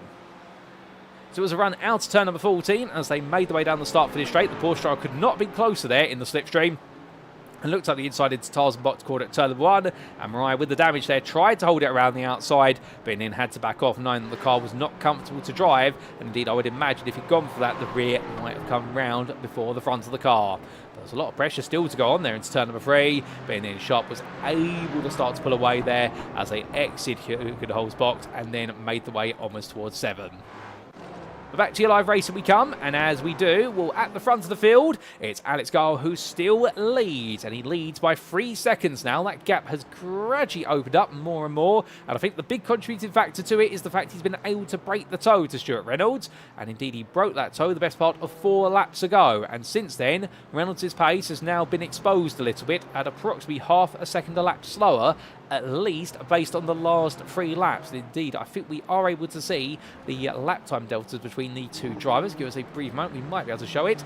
And here it is in terms of the gap delta, and you can see how that gap has opened up quite significantly. But in terms of the lap times, that's what we're more interested in. And there we go, Alex Gall every lap. 4 attempts on lap 6, 3 attempts on lap 7, then 1.5, then 4, then almost 6 attempts on the previous lap. That average gap in pace of approximately 3.5 attempts a lap is definitely proving why Alex Gall is really fancying his chances of victory here and is absolutely bolting away as they make the way a little bit deeper into this race today. We're back in the fight for third, where you do have the 2 Mercedes of Penttilä and Adams being followed by Simon Povey. Now, Povey here, to be fair, we haven't seen too much of him this season in terms of things to shout about. But right now, this is looking very good for the number 10 driver. He is keeping himself very much with these Mercedes, and we're seeing the Porsche now starting to work more in the race conditions. Perhaps that's one of its weaknesses, is qualifying, and 1 lap pace is just not its forte. But get it out there on circuit for the full 60 minutes. A circuit that's more leaning towards handling than straight line speed, and suddenly this Porsche really is coming alive. And Povey's going to be one to watch out for, because of the fact he's staying with Adams and Penttilä, both Mercedes drivers, and even on the straights, to be fair, they're not really pulling away, and that's an indication of the apex speeds that Povey is able to achieve, and therefore the fact that for the 2 to 3 miles an hour that his rivals gain on the straights, he gets that in the corners and it all neutralises out. And that's why he's definitely, I think, feeling confident here, although on a very tight line into turn number 10, perhaps he knows something that everyone else doesn't know with regards to the grip. But of course, it is mid-engine rear-wheel drive, that Porsche, compared to front-engine rear-wheel drive in those Mercedes, and therefore he has a lot more rear rotation by default, and you can get away with those more aggressive entry lines. Meanwhile, coming back down the order, here's Niels Kor trying to make quick work of another AM driver, and making his way out the inside of Lee Berridge this time. But Berridge is still with him into turn number 10, not giving up here. So the boosted motorsport driver is going to put up a bit of a formidable fight. And Kor here tries to keep the power down the outside. Berridge in the end has a little bit of power oversteer there as he exits the corner. Understandably tighter exit line, but still trying to keep the full power as if it was his natural racing line. And that's going to Kor up the inside then to complete the move. It's turns 11 and 12. Lovely bit of battling between these two as rewired on board and look back from the rear of the Satellite Racing 15. With Berridge there getting so close, he almost took the camera off the rear of the BMW, but right now I think Kor has finally got this move done, at least for now, as they head towards the end of this 12th tour of the circuit, I should say, and go on to a 13th one. But with that, we are now at the end of the first stint of the racing, and several drivers into the pit lane. Kor comes in, Berridge does as well, as they all dive in. 4 drivers have decided to stay out. Bailiff, Sled, Povey and Adams from full through to first, and then Alex Gall just leaves the pit lane now, and as he does so, well, does he maintain this advantage? Does it close down? And in fact, his gap does drop by a second, but that is because Stuart Reynolds has been able to do a little bit of fuel save by comparison. The only problem is he's got a car in front of it, and that is Andy Marsden, who immediately steps aside there a lap down and says to the Fury Simsport driver, I want no part of this. I see the blue flags. I'm letting you go. And great awareness there from the Sim Racing Magazine Black Team driver, and indeed Andy Marsden right now just carrying on here, continuing to rack up the laps and rack up the pace with it as he continues to try and improve himself. And that's what it's all about as an AM driver, and the fact that some of these AM drivers, they're rookies in terms of their pace compared to some of their rivals, but they're all here to have a good time, and so is Andy Marsden, one of our series organisers as well, and that's why he's delivering lap after lap and thinking that one day he may be changing for a few more places out there, and we look forward to covering that day. But Lee Berridge, meanwhile, black flag for the boosted motorsport driver, and I'm hearing in my ear this is due to speeding in the pit lane. So Berridge, who was looking to be chasing down Oliver Carwadine very gradually, and Kim Such was not closing from behind. In fact, he's breaking away from him, but suddenly Berridge is going to find himself a long way further back here, and boosted motorsport right now going to be absolutely gutted by this. This is not what they expected. So that's a surprise there, not a welcome one for them, as meanwhile, into the pits have come your remaining drivers who stayed out. Decide to go one more lap. Adams is in, Povey's in, Slet's just behind. And then we will have John Bailiff coming in very shortly. There he is in the rear of your picture.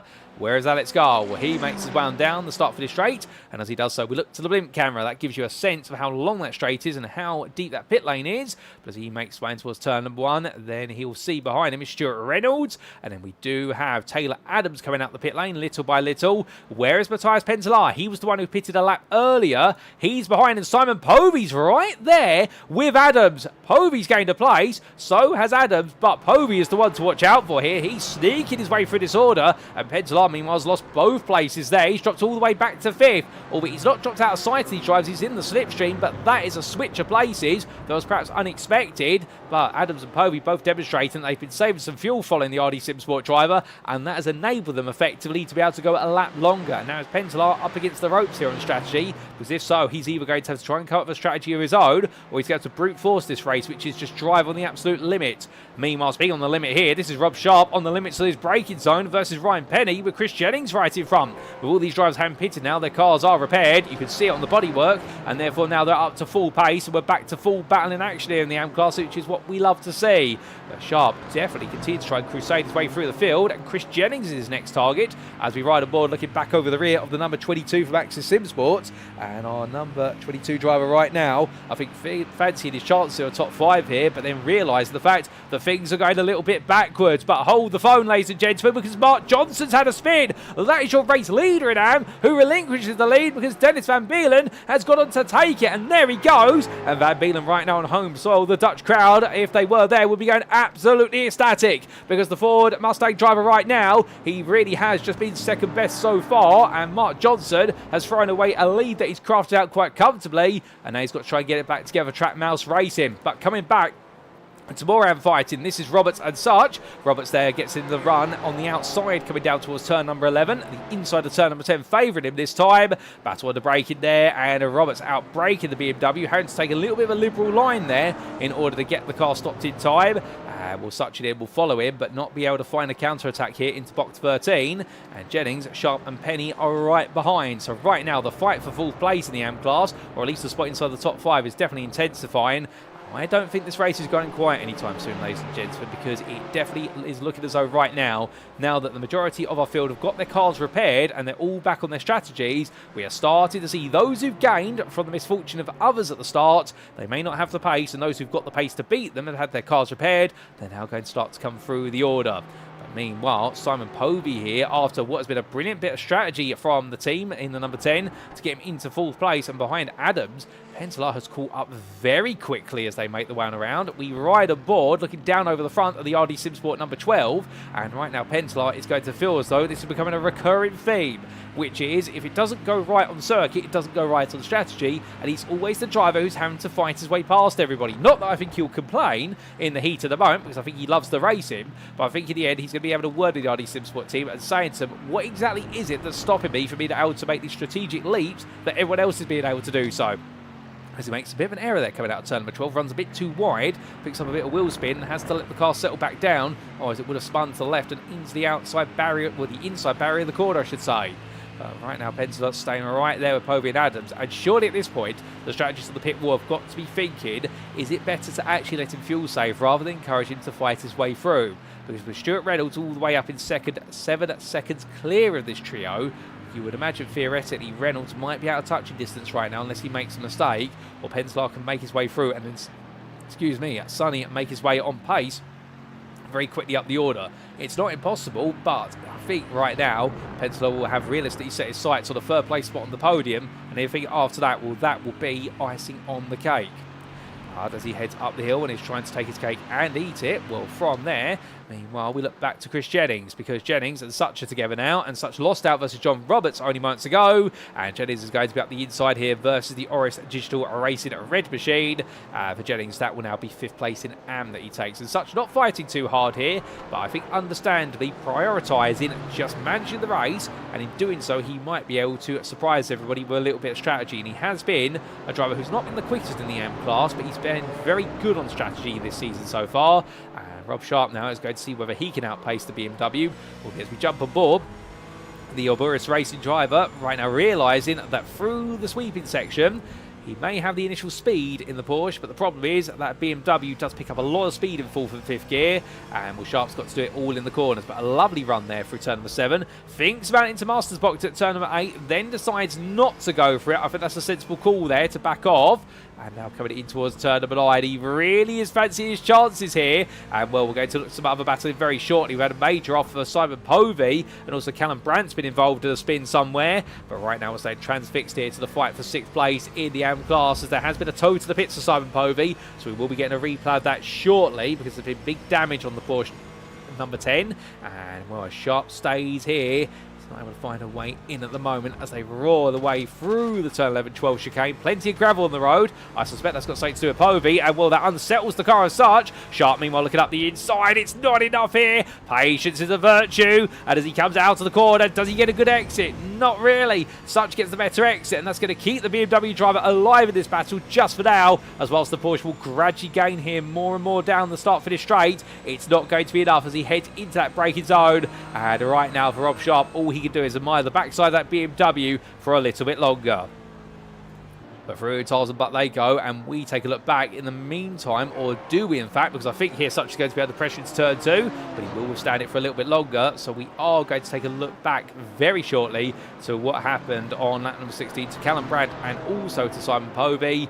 We're not going to step away just yet, because Such right now under huge pressure here. As here comes Sharp once again, looking left, looking right, but you can see the Oris racing a red BMW just able to outpace the Porsche just enough. And, well, being kept alive here by the speed of his machine. Also his grit and determination goes hand in hand, car and machine. But Sharp right now, I think he's starting to say, okay, I'm not playing anymore. I'm going to find this move, even if it means I've got to go a little bit deeper on the brakes. Looks in towards turn number 9. Not there right now. I think a move is a question of when, not if it's going to come. But with that, we're very quickly going to cut to 2 replays here. Firstly, of what happened to Callum Brandt only moments ago.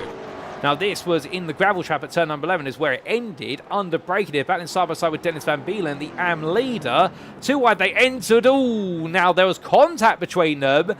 That's going to be a very difficult one to pick apart here, because as we take another look back, the problem with this incident is the fact, was it Brandt who came too far across onto Beelen and made the contact, or did Beelen go deep over the apex to make the contact? Too wide there, never really works that chicane, and now you've seen why. And I think in the end, it might be, well, some would argue Van Beelen was a bit more of a direct line there. He took a lot of apex curb and as a result straight lined the car towards what would have been the apex of 12, which intersected with the line of Callum Brandt. Some would argue Brandt may have given a little bit more space and wasn't fully alongside when he approached the corner, so therefore should he have gone for it? That's going to be a very hard one to the call if that goes to the stewards, but Callum Brandt immediately gets himself back up to racing, but that explains where the gravel came from. As for what happened to Simon Povey, this was Povey coming out of turn number 13, went wide, and as he made his way along, ooh, goodness me, contact there with the car of none other than Matias Penttilä. Penttilä came up very quick behind him, and I think expected that Povey was still going to carry the speed, and that's why Povey had to toe to the pit. So a big shunt to the wall there for Povey. The initial contact did not look too aggressive, to be fair. Probably only a speed difference of about 10 miles an hour. But in these cars, with the fact they're very light over the rear end, that speed difference is all the difference with regards to the fact that it can be a gentle nudge and suddenly a harsh shunt to the barrier. But they'll talk about that one after the race. And, well, as we come back to your live racing, Such is still keeping Rob Sharp behind him. Meanwhile, we look back to Dennis Van Beelen, and in good time as well, because behind him, it's a McLaren civil war here. And this is Mark Johnson, the second of the AM drivers right now, is trying to say to the pro McLaren of Callum Brandt from RD Simsport, can you politely go away? I'm chasing the AM leader. But Brandt's saying, no, I've got a bone to pick with him as well. And as they make the way down here, well, right now, the 2 McLaren drivers, surely they've got to realise if they work together, they'll both catch up to the Ford Mustang in front, but neither one wants to be second best to the other. But Callum Brandt's going to get ahead there as Mark Johnson tucks back in behind, at least for the brief moment. But definitely very eager, both of them. They both want to chase down what is 6th place overall. But for Mark Johnson, more importantly, the AM lead, and he would love to add his name to the victory list. And indeed make sure it's 4 different winners in 4 races rather than 3 winners in 4 races, with Van Beelen becoming the first repeat AM winner. Meanwhile, Rob Sharp and Kim Such, as I conglomerate their 2 names together, Sharp up the inside there for 6th place in the AM class, and will make a more classic move in the end. He was building up for it for several laps, which we caught the majority of, but in the end, the Boris racing driver finally lands his man, and now is going to try and chase after Chris Jennings. Speaking of whom, he's up the road here. You'll see Sharp in the rear of the picture with Such following him, and here's Jennings chasing John Roberts for 4th place in AM, 12th and 11th overall. And as night gradually descends here on Circuit Zandvoort, it's definitely proven to be right now a circuit that keeps on giving us the surprises up and down the field. Although one surprise that definitely is not coming is a surprising change to the lead of the race at the moment, with Alex Gold leading by 4.1 seconds. Albeit that's off camera. I'm going to stand with what's on camera here, and we jump aboard with Chris Jennings' Axis Sim Sports Mercedes. Now, what's quite intriguing about this battle is this is really the battle of the two powerhouses on the grid. You could arguably put the BMW into this position as well. It does have a lot of straight line speed, the M4 G82, but it is a bit more of a corner car compared to the accelerational nature of the Mercedes you're riding on board with, and the Ford Mustang in front. The Ford Mustang really does invest all into straight line speed. The Mercedes, by comparison, does have a little bit more agility in the corners, but not by much. That's the trade-off. And also, it does have the better fuel consumption with regards to strategy. But you can see there, Roberts really bolting away, coming out of turn number 12 into 13. And Jennings nowhere near close enough here, in fact, falling backwards. So Jennings right now, I think, realised this might have to be done in the corners, something his car may not be too comfortable with. Coming back to a little bit further down the order. And we've got a freeway run here for 15th place overall, as this is Berridge, Petty, and also Tem. Tem up the inside of one. Ooh, that's a big lunge there for Matias Tem. I think he feels like it's crucial he gets this done. Remember, he has already pitted twice. He had to pit right at the start of the race, and the damage picked up at turn number 1, and then he's pitted subsequently for his first strategic pit stop. It means he is on a slightly alternate strategy here, but he is on a free stop effectively, and therefore he's trying to claw his way through the field. Is there any opportunity for him to finish inside the top 5 overall today? Well, I think the statistics will tell you no, but right now I think Tem in the 3-1-2 will be thinking to himself he may, if he carries on at this rate, be able to hunt down what would be at least an 11th place finish, because Nils Kor from 11th to 10th, well, he is 16.5 seconds ahead of John Roberts, so therefore one would imagine that unless Kor has a nightmare moment, which we're not wishing on him, by the way, we don't want to put the commentator's curse on him, I think Tem's target will be 11th, and he's going to have to pick his way past all the AM drives in front of him. Speaking of which, he's going to look around the outside here of Lee Berridge in towards turn number 10. It's an attempt at a switchback, but in the end, Berridge sees it coming and parks the car right on the apex and says, now what you're going to do? And the answer from Matias Tem is, I'm going to wait and see what pressure I can put on you. As they head into the braking zone for the chicane. Meanwhile, change in the fight for 6th place. That's Callum Brandt up the inside of Dennis Van Beelen, but here comes Mark Johnson. Now Johnson, I think, decided to work with Brandt, his fellow McLaren driver, and realised if I work with him, he's going to naturally pull me towards the AM leader. And Johnson now wants to get involved as much as he can here as we ride aboard. And the sparks fly there from the undertrays of the cars, particularly from Van Beelen's Ford Mustang, which I think was grounding out there for a brief moment. But here they come out towards turn number 7, and Van Beelen knows the pressure that's on him here and wants that place back as quickly as he can. But Brandt, I don't think he's going to let this go here. And if anything, well, I think for Van Beelen, it's all going to be about can he stay in the tow for long enough, and if so, keep himself safe on the straights, which he should be able to do so by default in the Ford Mustang. Remember, Johnson will have the slipstream, and therefore the track mouse racing McLaren will be able to match it on the straight, if not surpass it. But as they come towards the end of this lap, well, Brandt goes a bit deep there. Van Beelen almost follows him, and Johnson gets the better exit of all three. It's the dirty air there, really catching out Van Beelen's Mustang that seems to struggle in dirty air a little bit through low-speed corners, just wants to understeer more than it wants to turn in. And, well, this perspective from the 44 really gives you an idea of what it's like running a three-car pack here as they all siphon, weave the way around.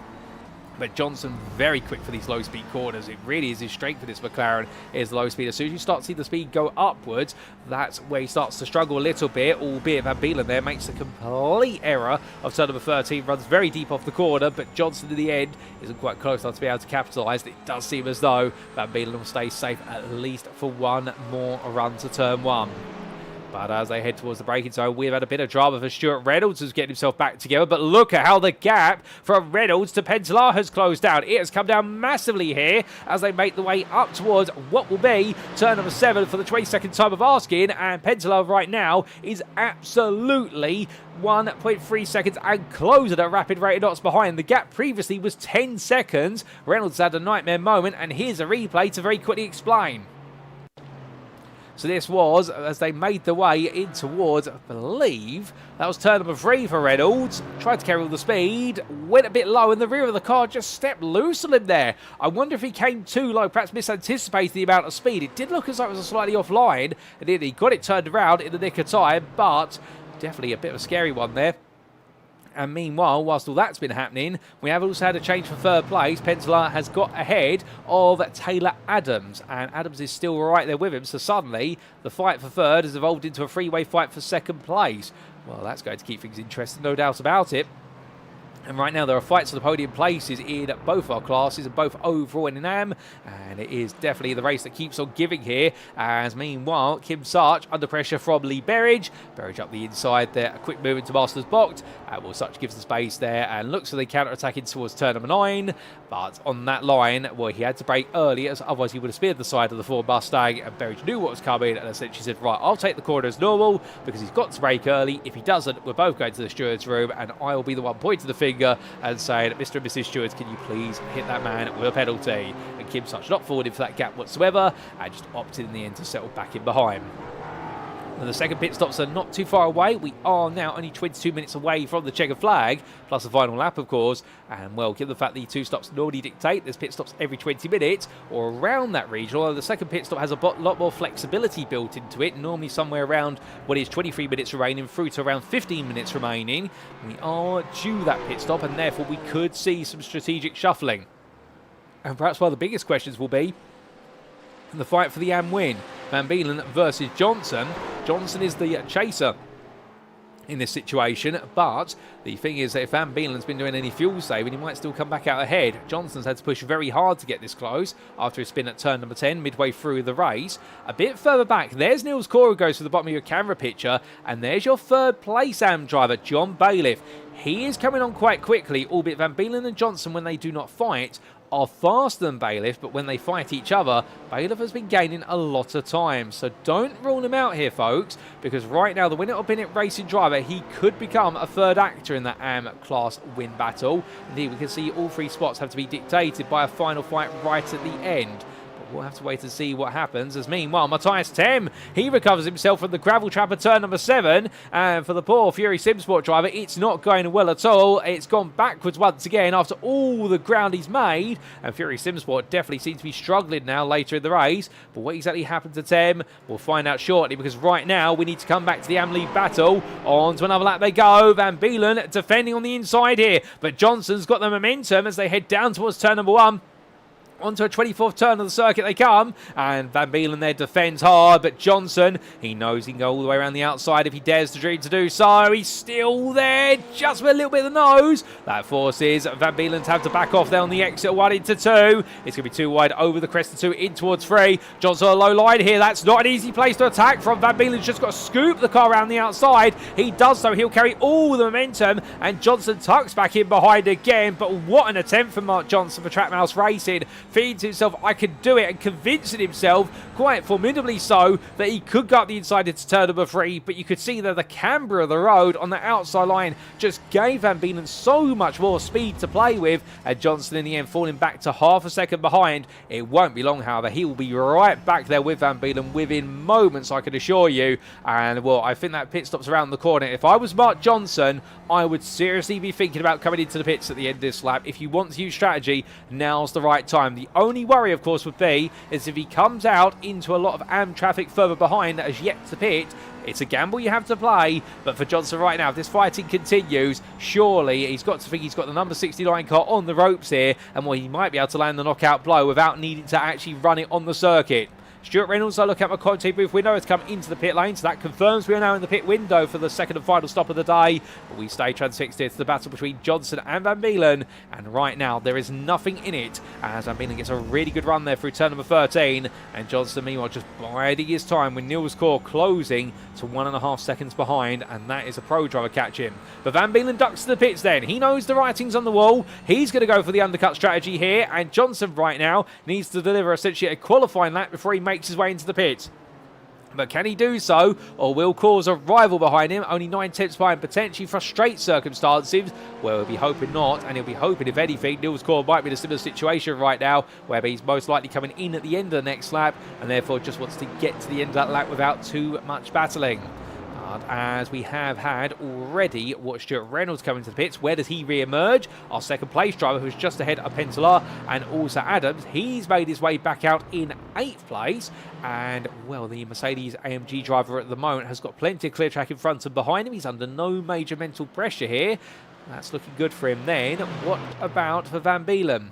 Well, he's still in the pit lane. Car's still being serviced. In fact, I think, well, if it's parked up there, they must be putting tyres on that car. Albeit I don't see the car up in the jacks here, but this is a very long pit stop for the team. And, well, that may not be what they've wanted whatsoever. Alex Gold comes into the pits for the lead of the race by a comfortable 18-second advantage as Van Beelen now starts to leave the pit lane. But surely that is going to put the battle for the AM win to bed there, unless he sped in the pit lane and had to serve the penalty immediately. But I've got no data to tell us whether that's the case, ladies and gentlemen. But for none other than Dennis Van Beelen, this race has gone backwards at the wrong time. Taylor Adams, he stays out another lap, so he's going to go 2 more than the first of the stoppers for stop number 2. And as he makes his way on around, what about AM leader Mark Johnson?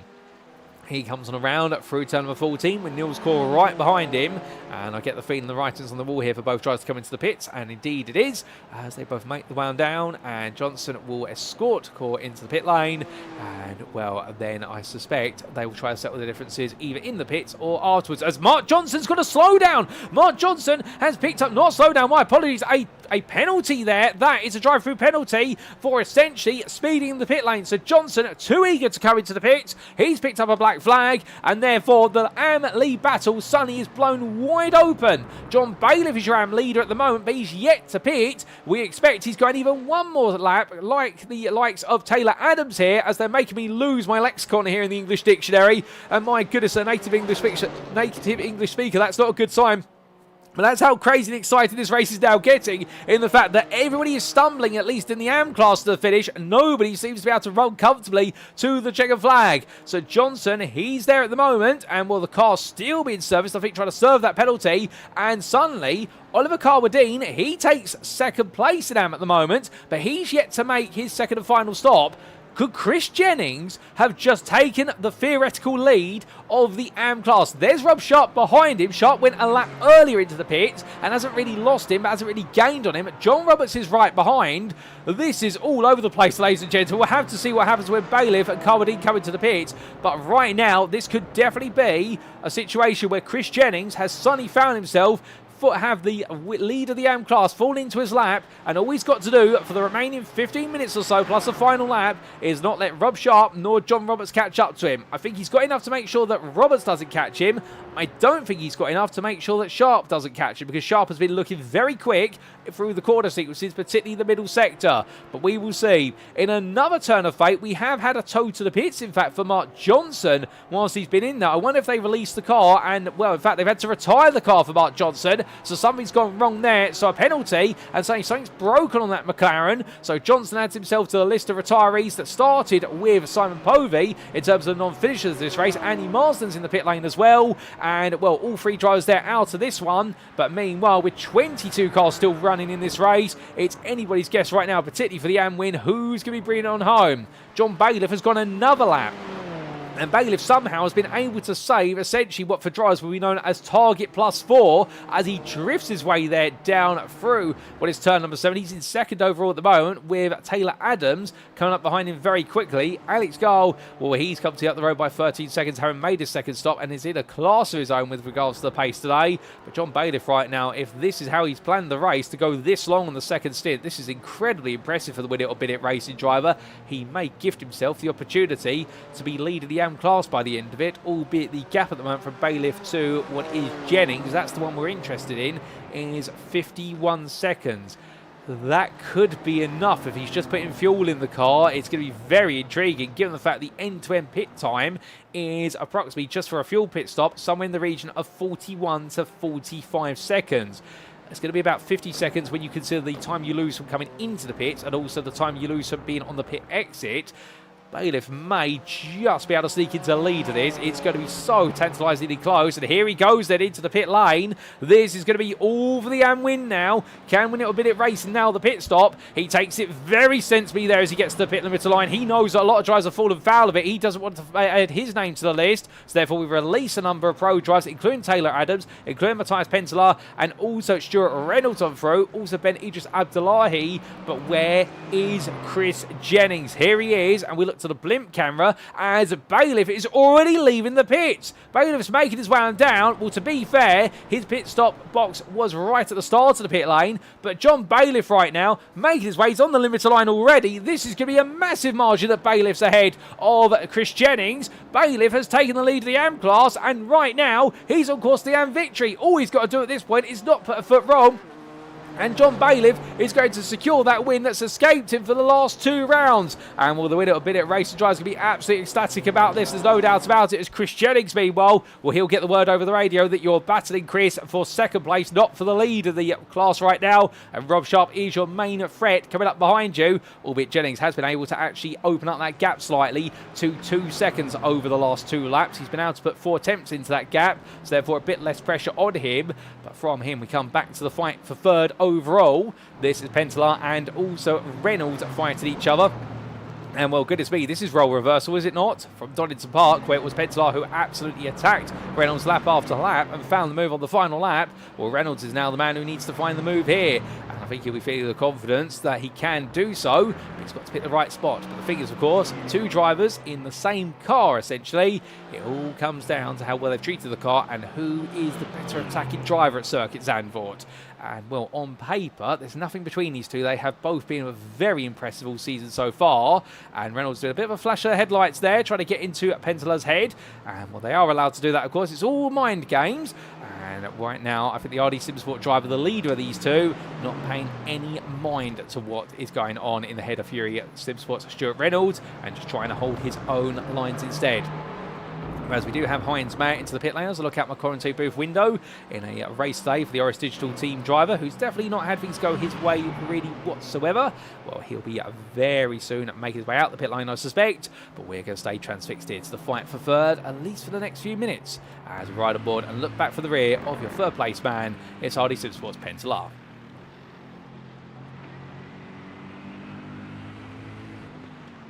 But as they make their way deeper and deeper into this race, of course, one of the big questions will be how much tyre life has they got left? And with that tyre life, will they be feeling comfortable with the car? And interestingly, on the strategy, well, we did say that the RD Simsport driver needed to be a bit more inventive with his strategy. He actually had one of the shorter pit stops in the most recent pit window and was able to leapfrog Stuart Reynolds by the best part of 3 seconds as a result of having a much shorter stop. But then Taylor Adams had a pit stop that was 4 seconds shorter by comparison, and that is how the number 1 car has made its way into second place, by simply sipping away at the fuel where everybody else was absolutely drinking it down in pints.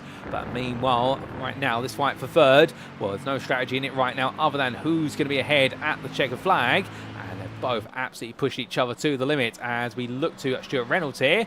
And down that start-finish straight he comes, still close, but not able to find the move this time. Takes a peek up the inside, but patience is key, and he needs to be a couple more attempts closer if he wants to make this work out. Fights further on down the order. We have had a change for 6th place in the AM class. Dennis Van Beelen has found his way past Kim Such in recent laps. Other than that, meanwhile, everything is staying relatively static at the moment, and it is the fight for third here in Pro and Overall that's really starting to take centre stage. But these two drivers, of course, continuing to push each other as much as humanly possible, and from what I'm hearing down in the pit lane, ladies and gentlemen, we have had none other than what was an issue with regards to the fuel gun in the pit lane for Trackmouse Racing, and that is why Mike Johnson has had to retire from the race. And, well, because they'd missed their pit box as a result of, well, not missed their pit box, but essentially because they had the issue with the fuel gun, and therefore as the car had pulled away, well, suddenly it meant they weren't allowed to reverse backwards in the pit lane, but they tried to do so, and that's what led to the black flag. But right now, well, that's a small mistake there from Penttilä. Goes a bit deep at turn number 10, but he's going to have the inside here in towards 11. Is he going to let it go? Well, down to the brakes they come. He does let it go, does Matias Penttilä, and I think his game plan now is to just put the pressure onto the Fury Simsport driver. As they make the one out of the quarter then, well, it's battles aplenty. Taylor Adams is only 1.9 seconds up the road, and right now, intriguingly for Taylor Adams, of course, the problem that he has is he's not that much faster than the two behind, and really he's reliant here on Reynolds and Penttilä fighting each other as much as humanly possible, which if Reynolds and Penttilä both clock on to the fact that the second place driver actually is slower than them when they're not fighting, you can understand if they both share the same light bulb moment there, and indeed it will be worth a lot of points. I can't imagine the points and the wattage it would convert into if it was a metaphorical light bulb, but right now it'd be a bright idea, and suddenly that could be a fight for second. But will Reynolds be able to get clear of Penttilä enough to try and send the message, which is, look, let's stop for a moment. We've got 7.5 minutes to go. Let's chase down the guy in front because we are catching him quickly, and in terms of how quickly they're catching him, they just took 2 attempts out of him through the first 3 corners. That's how quick they are. I would imagine that Adams perhaps has underfueled the Regenta Sim Racing car quite significantly here, and is fuel saving right now to get himself to the end of this race. And the target there being, of course, that by underfueling, he's leapt ahead. He's expected Reynolds and Penttilä to fight each other. The team have used the data that they saw from Donington Park in order to be able to tell them that there would be the fighting. And well, now Adams is suddenly find out that fighting has stopped, and it stopped a bit too soon. Gap now down to 1.3 seconds as we do say hello there to CC Sim Racing, or the very talented Craig Cook there. I hope you're doing well, Craig. And as our drivers continue the way on down, well, right now Adams, Reynolds and Penttilä could all be very much together all the way through to the very end of this one. And indeed it is looking closer and closer, yard by yard and corner by corner. But for Alex Gar, there is no such worry here at the very front of the field. He right now just finds himself very carefully picking his way past drivers who's going to try and put a lap on. Speaking of which, he's going to put a lap here, or try to put another lap on potentially on Kim Such. But it doesn't seem to be forthcoming initially here, nor will it be for Ryan Penny. And indeed, I think that is going to be Penny now puts a lap on. Yes, it is. And then Kim Such will be the next driver 4 seconds up the road. But Gar here just taking his time, and now with 18.5 seconds on the clock to his advantage. All he needs to do here is make sure he doesn't put a foot wrong. Going to the AM leader, John Bailiff, well, he surprised everybody by leaping his way ahead, and indeed in doing so, an absolutely brilliant piece of strategy work then. A complete upheaval, of course, of the AM class. What are the difficulties for the AM leaders early on?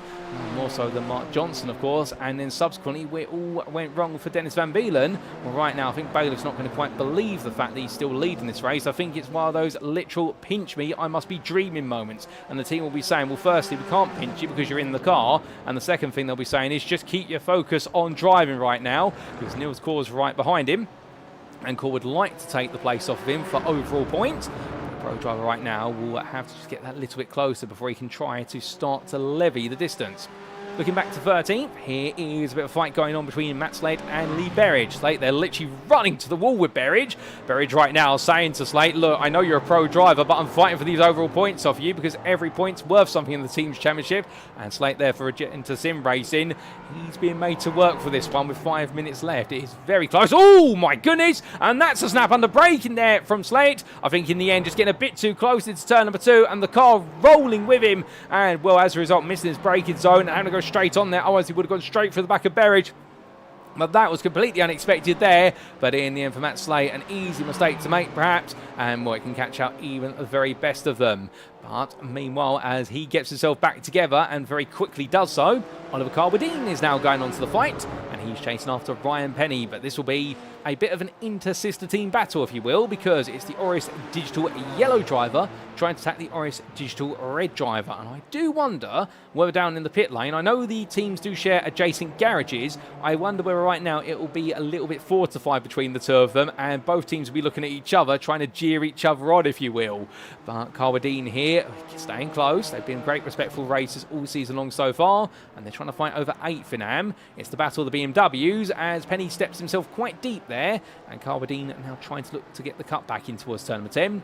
Not easy to do. He's going to have to wait a little bit longer. There he goes. And in fact, Penny there goes a bit deep off bend. And Carwadine really gets a lot of power and traction down there. That's impressive for a car that's been on those tyres since the start of the race. That's been 56 minutes on those tyres, but he finds a way to do so. But meanwhile, back to the fight for a second we go. Stuart Reynolds here finds his way past Taylor Adams. That suddenly happened at what is turn number 10. Adams, I think, got it all sorts of wrong there. We'll get a replay of that when we can. But right now, Reynolds is up into second. Adams falls to third, and Matias Penttilä is now in the queue here and thinking, okay, now I've got my work cut out for me because I've got to pick my way past 2 of them, not just 1 of them.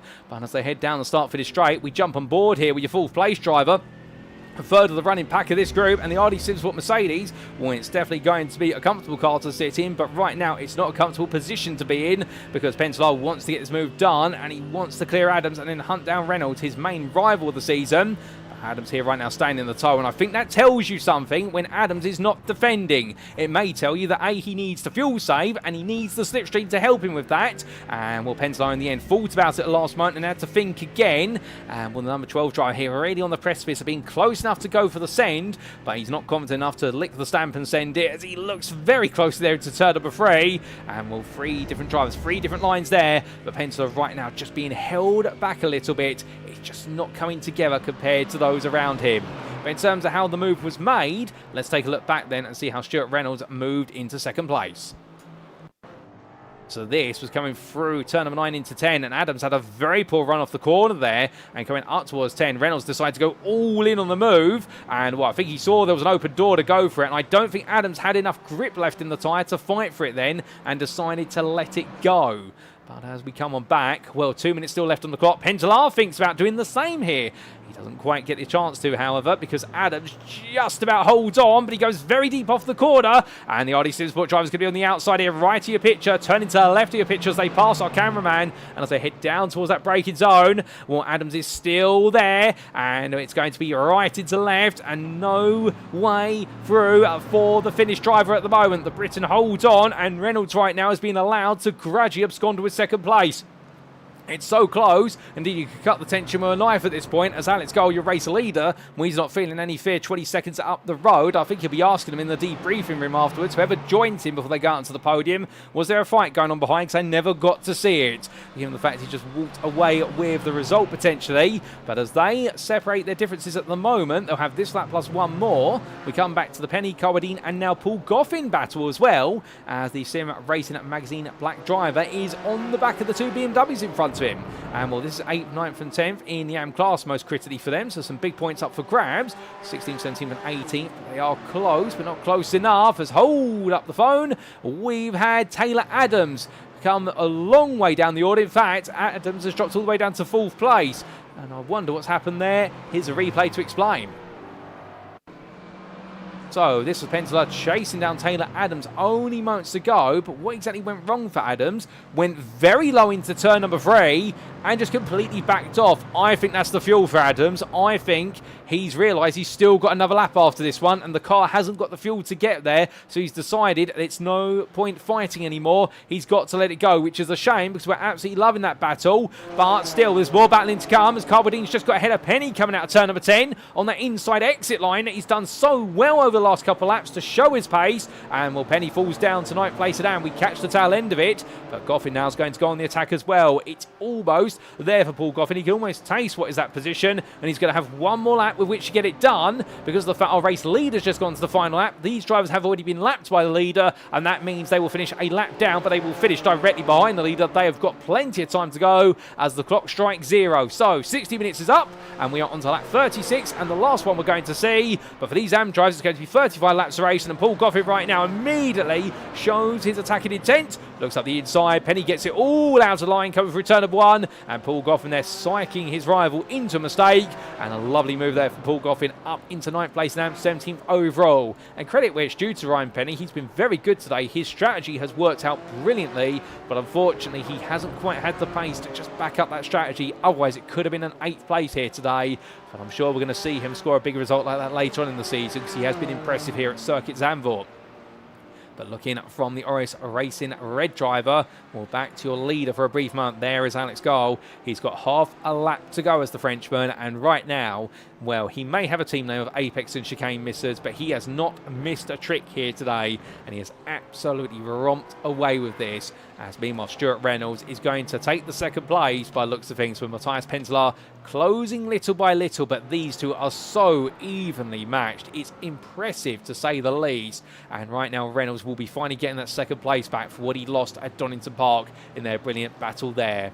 But as they make the way towards the very end, well, we look back towards your leader, ladies and gentlemen, as he takes the trip wide at turn number 13. The only time we've seen him get it wrong today, but he's got so much so right. And as the checker flag waves for Alex Goal, he will become your first repeat winner of the season. He takes victory here at Circuit Zandvoort, and therefore extends his championship lead by plenty more points. It's going to be at the best part of what will be 20 seconds before we get to this man of Stuart Reynolds, who finally makes his way through through the final quarter. And for Reynolds today, it wasn't quite the win, but it was the right to be second best, and he does exactly that for Fury Sim Sport. With Matias Penttilä completing your overall and pro podium there for RD Sim Sport. It's then going to be a further 12.5 seconds to Taylor Adams, who finally has enough fuel to get to the end. And Regenta Sim Race will be gutted that it went a 36th lap and not 35, as otherwise they could have stolen the podium away, with Ben Idris Abdullahi in the end settling for 5th. We'll then have a bit more time before we do get to Callum Brandt, the second member of the RD Simsport team, who will bring home 6th place here today in a great recovery drive, given it all went wrong in the early stages. He was just ahead of Niels Kaur, who fought through to 7th. And then here comes your AM winner, ladies and gentlemen, for Winner of Binnett Racing. He was denied at Donington. He fell short at Le Mans. But here today, John Bailiff will take to the top step of the AM class podium. And what a great effort there in a race that was completely unpredictable. But on strategy, they got it done. And with some lady luck as well. Chris Jennings comes on home, the runner-up in the AM class here. He'll be very pleased with that for Axis Sim Sport. And Rob Sharp, finally at the 4th time of trying, takes his maiden AM podium of the season. He's struggled so hard so far this season for this, but for Boris Racing, he's finally rewarded for his efforts. John Roberts, meanwhile, will make his way on home in 4th in AM, 11th overall, best of the rest of the overall running field, with Lee Berridge behind, and in the end having to recover to 5th place in AM. It's some good points, but it's not the points he thought he could get here today. And for Dennis Van Beelen, what about the pit stop where it all went wrong? Leading, and well, he would have known in the end, with what went wrong for Mark Johnson, he would have had this lead and the win in the bag by at least 30 seconds, but it wasn't to be after the team got it wrong at the pit lane. So as our drives cool on down, when John Bailiff there just soaking up the midnight skies, and meanwhile Oliver Carwadine, as he makes his way onwards here, having finished down in 16th place and a lap down the overall winner, he will be very happy with his performance, no doubt about it, as will Kim Such, 7th and 8th for those two drives respectively, with Paul Goffin just falling behind right at the close. But as all our drivers bring themselves into the pit lane, let's take a look at those race results, subject to any stewards' inquiries, and here they are, ladies and gentlemen, and goodness me, what a race. But these results, of course, defining exactly where they all finished, barring any outcomes from any instant reviews by our stewards. So round number 4 of Season 7 of the Sim Racing Magazine GT4 Challenge, hosted on iRacing and proudly powered by none other than Oris Digital, saw Alex Garl become your first repeat winner overall and in pro. The chicane Apex Misters driver in the end didn't put a foot wrong today. After putting the car on pole by the best part of 3.5 attempts, it only took him 5 laps to break the toe to Stuart Reynolds, and after that, it really was about how far he wanted to extend the lead.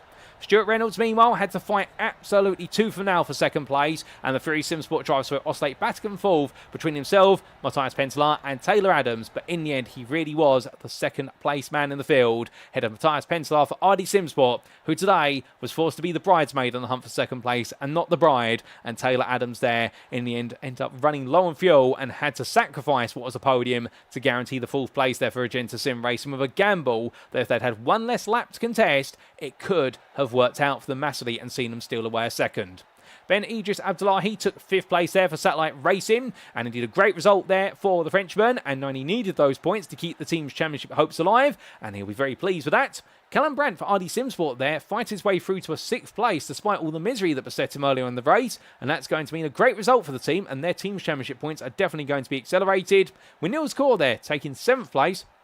And the Satellite Racing driver again will be questioning himself as to the nature of that spin on the open lap, but also be very happy with the fact that this time he has finished on the lead lap with his fellow Procast drivers.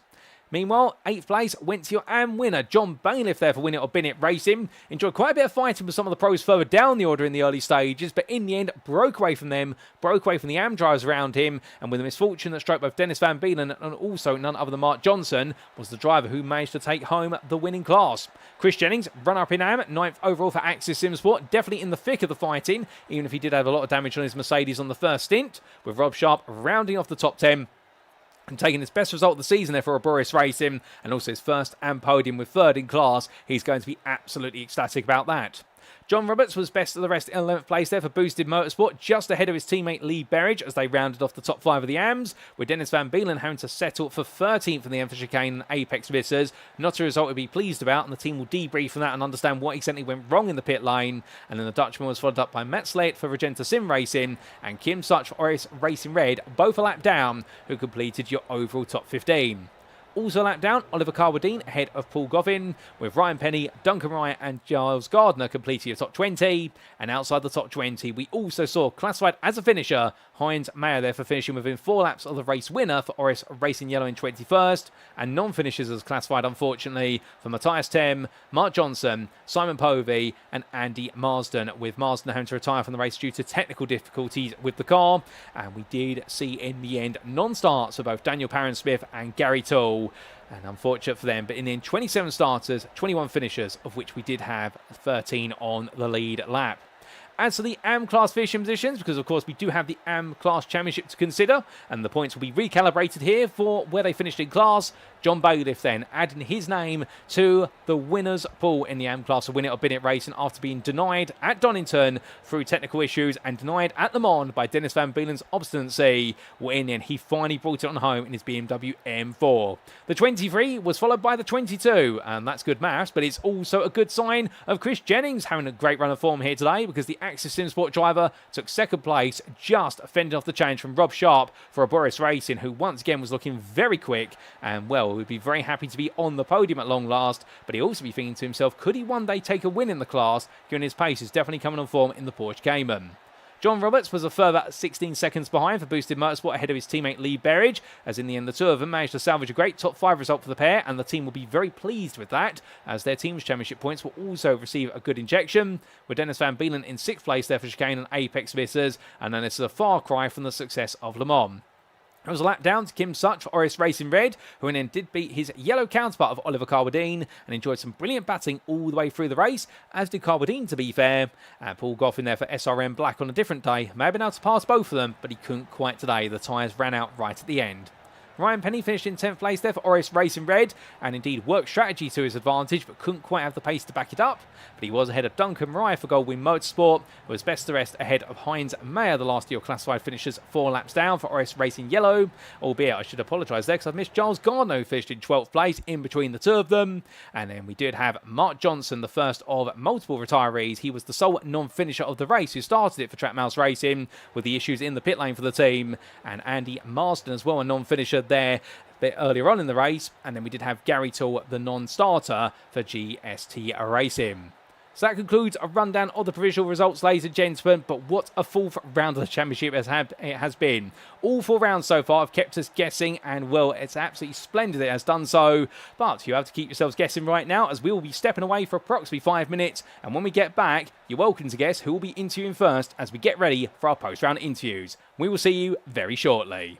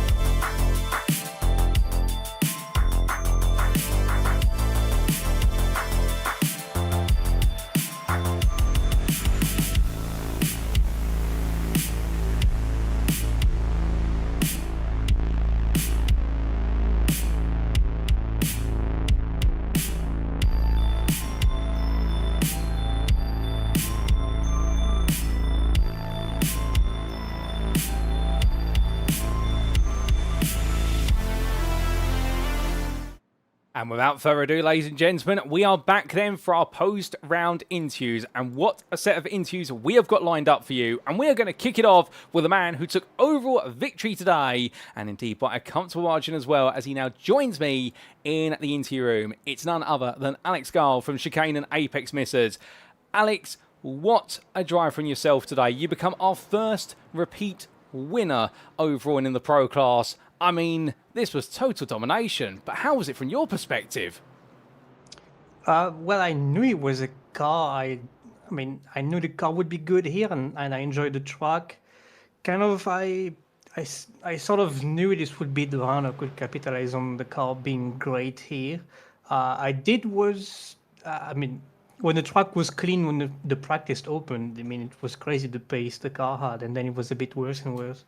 Kind of, tires did they kind of fall off, and then I was sort of more matching with the front engine cars.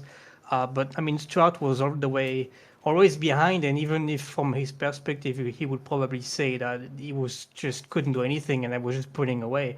I feel like he gave me a good run, you know, just always being like faster than his quali pace at the start, and then I had to keep my head down for the first laps to make sure he was out of the draft, and then I just had to drive then.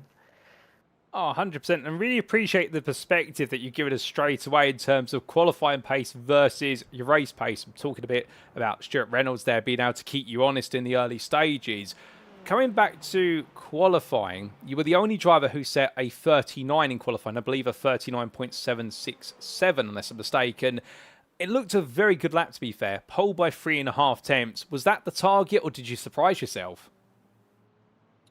Well, as I mentioned, at the start of the session, when the track was clean, I think on my third lap I did a 39.2, and then the next lap was like 6 tenths off from me in the leaderboard. So I thought, wow, okay, that car is quick, and then it actually sort of didn't go that way. Once the track was really worn out, the car didn't really. I don't really know if it just didn't have the tires or something. I couldn't really feel if it was the fronts giving away or the rears. Yeah, I mean, I could have gone faster. I think my optimal was a 0.5, but I just as I said, as the track was wearing out, it just kept going slower and slower and slower. So I did my best lap on lap 2, I think, or 3 maybe, and that was it. I think I had one other lap where I also did a 0.7, but impossible to get a better lap. Even if in that lap I had I was up 115 in sector 1, but I just lost all the time in sector 2 or something. I see. So really had to get the best lap in as soon as possible. And going into the race then, I mean, we saw in the early stages, as we look back at some of the replay footage at the moment, yourself and Stuart Reynolds really tried to pull away from the field early on, and Stuart tried to latch onto you. Did that mean that, did you expect Stuart to try and do that, or was that a bit of a surprise that he was able to stay with you early, and therefore perhaps you had to drive a little bit more aggressively than you would have liked?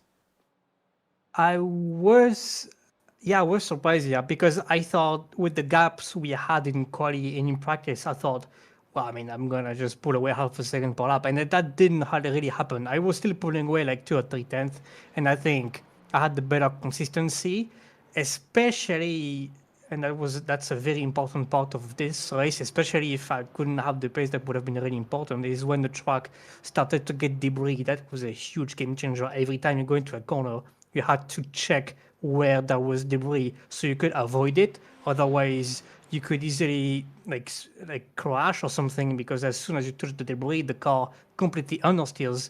So when we had debris into the long right-hander, I think it's turn 5 maybe, if you didn't really hug the inside curb, you would touch the debris and maybe just go straight and crash or something. Oh, goodness me. The debris being a very big factor, and that helps explain why we did see several incidents over the course of the race distance where drivers got it wrong, seemingly of their own volition. But you're able to steer clear of the danger, if you will, and as we did see you start to pull away and open up that gap, quite a straightforward race. But Circuit Zandvoort, I mean, some other circuits like Le Mans, you might be able to switch off a little bit. Here at Zandvoort, I can imagine you've got to keep your focus for the entire 60 minutes, even if you are leading by quite a margin. Essentially, at some point, because I had such a big gap, and at some point also Stewart just lost like 10 seconds. I haven't checked what happened to him, but I kind of switched off, and so I was still in the zone, but I was kind of in autopilot, and I was really losing time every lap. Like every lap, I was really losing, which doesn't generally happen anywhere. Like normally, if you're in the zone and just kind of go in autopilot, you will, you just react less quickly to things. But here with the car on this track, they are quite tricky. All the front engine cars seem to have really poor traction and very lazy front end, and all the mid engine cars, they kind of easily spin on the entries because you brake always under load, especially in sector 2, and so you hit the brakes and suddenly you have to counter steer because the car wants to spin away. So it's a very reactive driving, which is fun, but it's also very unpredictable, especially the first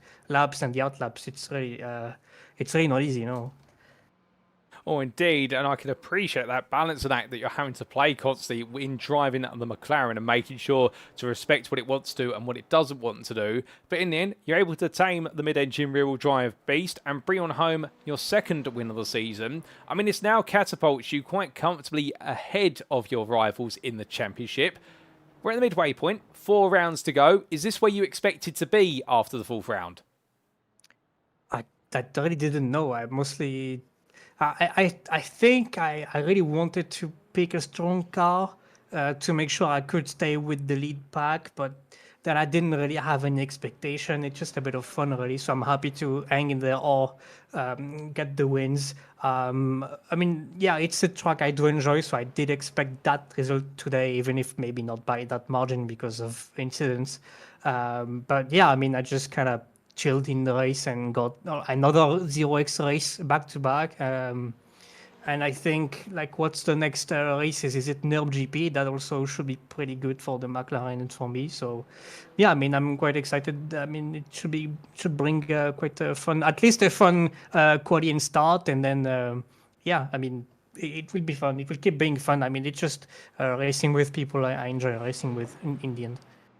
Oh, brilliant. Well, it's absolutely great to hear you having the fun in the racing and enjoying the company that you share on the grid at the Sim Racing Magazine GT4 Challenge. But just before we do let you go, Alex, is there anyone you'd like to give a shout out or a thank you to live on the broadcast? I mean, yeah, thank you to all the team for SRM and thank you to everyone I shared the track with today. Well, Alex, it's been an absolute pleasure as always to hear from yourself. Congratulations on your second win of the season. An absolutely brilliant drive and a hard-crafted one at that. We look forward to plenty more from yourself at the Nürburgring GP Strecke in 2 weeks' time to see if you can make it 3 wins this season so far. But until then, my friend, thank you for your time and have a great rest of your evening. Yeah, let's see if I can do it right. Bye, everyone.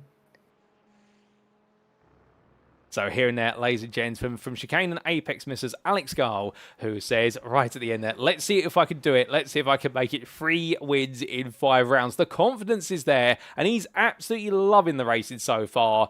And, well, it definitely shows in the fact that how he conducts himself in the interview room and how he's conducted himself out of the circuit, but also admitting that he came into this round, as he'd mentioned previously at Le Mans, knowing that this was going to be a round that favoured his car. Delivered it in qualifying, although discussed as well there the challenge of qualifying and the fact that after the first few laps, the pace started to fall off the circuit with degree and building up on the circuit, and therefore it really was whoever got the best lap in straight away was going to be putting themselves right up there. And in the race, it was all about just simply bolting away as quickly as he could, and in doing so, we absolutely nailed it. And well, for Alex Gall, it definitely was a day today to be remembered as the day when nobody could catch the Chicane and Apex Mrs. driver. But with that, ladies and gentlemen, we'll be right back for our second interview.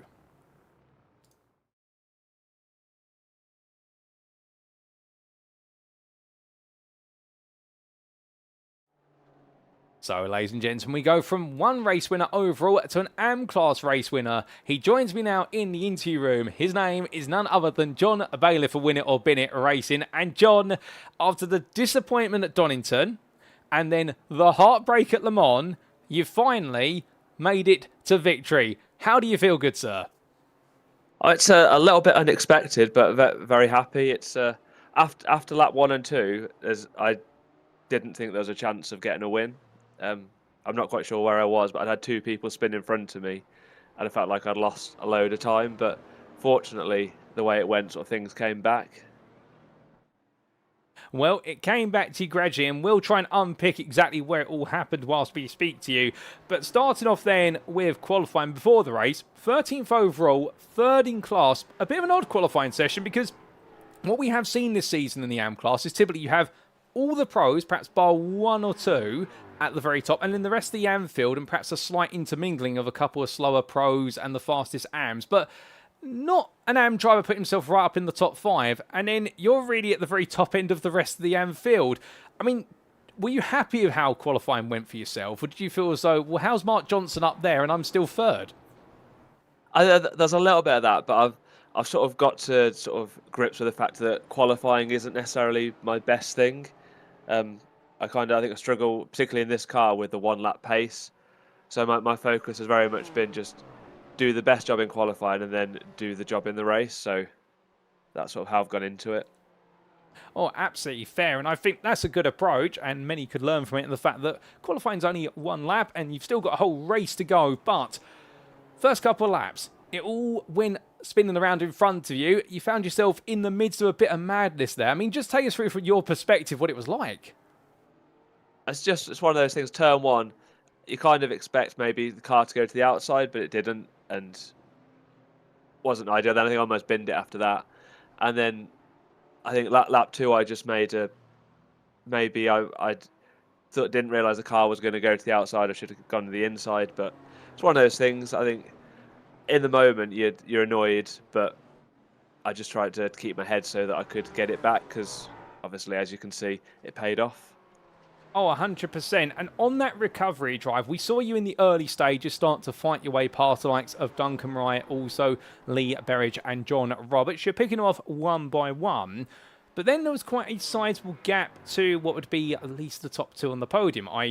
Not Chris Jennings, my apologies. What would have been at the time your eventual winner if things were played out naturally, which it didn't, of Mark Johnson and also Dennis Van Beelen.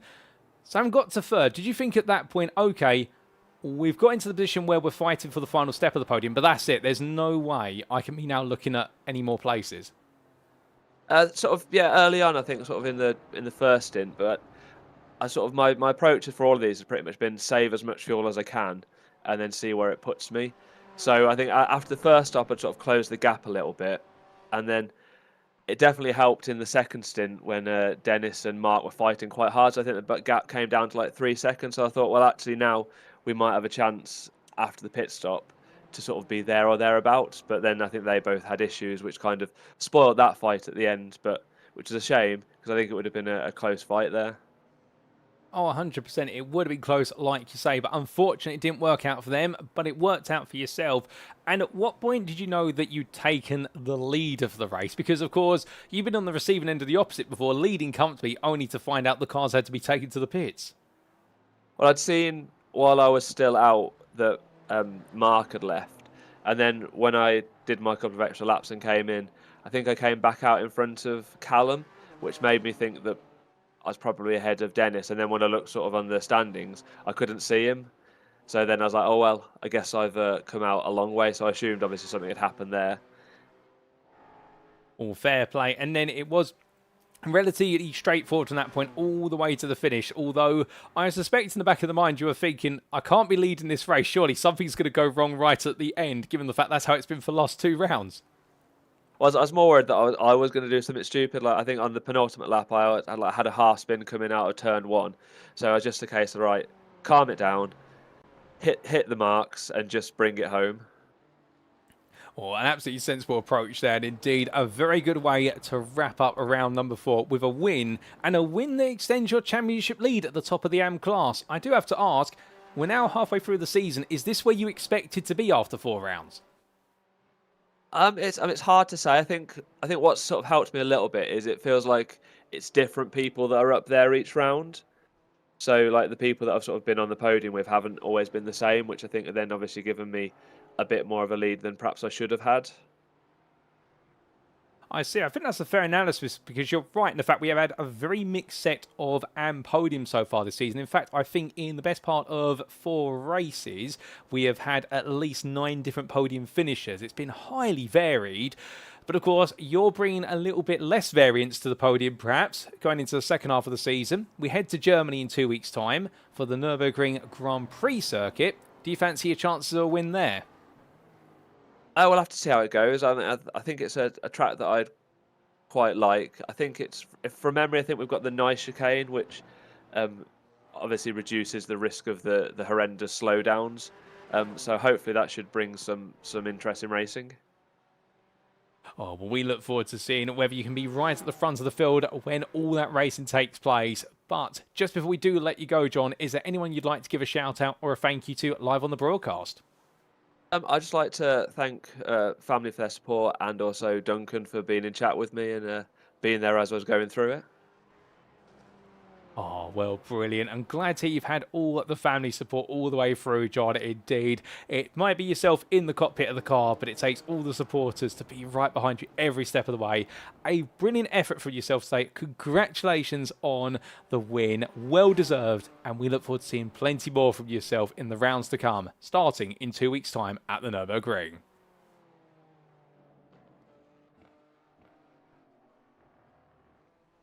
So hearing there, ladies and gentlemen, from John Bailiff, a very happy John Bailiff, but also I think right now just soaking in what's happened today.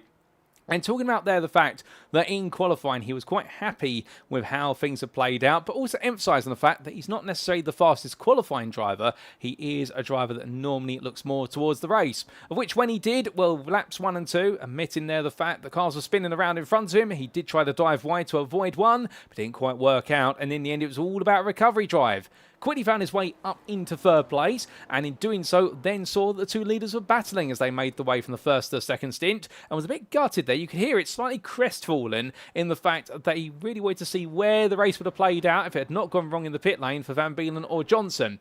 But in the end, it was a battle in the pits, and well, all Bailiff had to do was make sure he got his pit stop right in this instance. It worked out, and the winner of Bennett Race driver then turned the wick down and brought home a very precious win. One that he hasn't had in the last 2 rounds when he's come so agonisingly close, but he's done it this time. And well, he's looking forward to the second half of the season and seeing whether he can be right up there at the Nürburgring.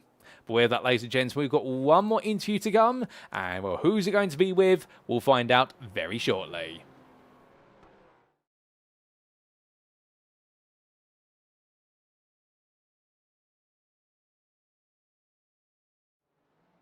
And so we come to our final interview of the night, ladies and gentlemen, and joining me now is none other than the man from Arboris Racing, who has come close to a podium in the AM class on several occasions, but he's finally done it today. It's Rob Sharp. Rob, good evening to you. And well, I can imagine right now the grin on your face, if we could picture it, it is going to be absolutely huge with that one. Yeah, that was a very, very unexpected result, Paul. But I'm really pleased with it, you know. I don't know if you caught what happened on lap 1, but I kind of lost it halfway around the first lap and ended up pretty much in last place. So I thought, well, that's it, all over.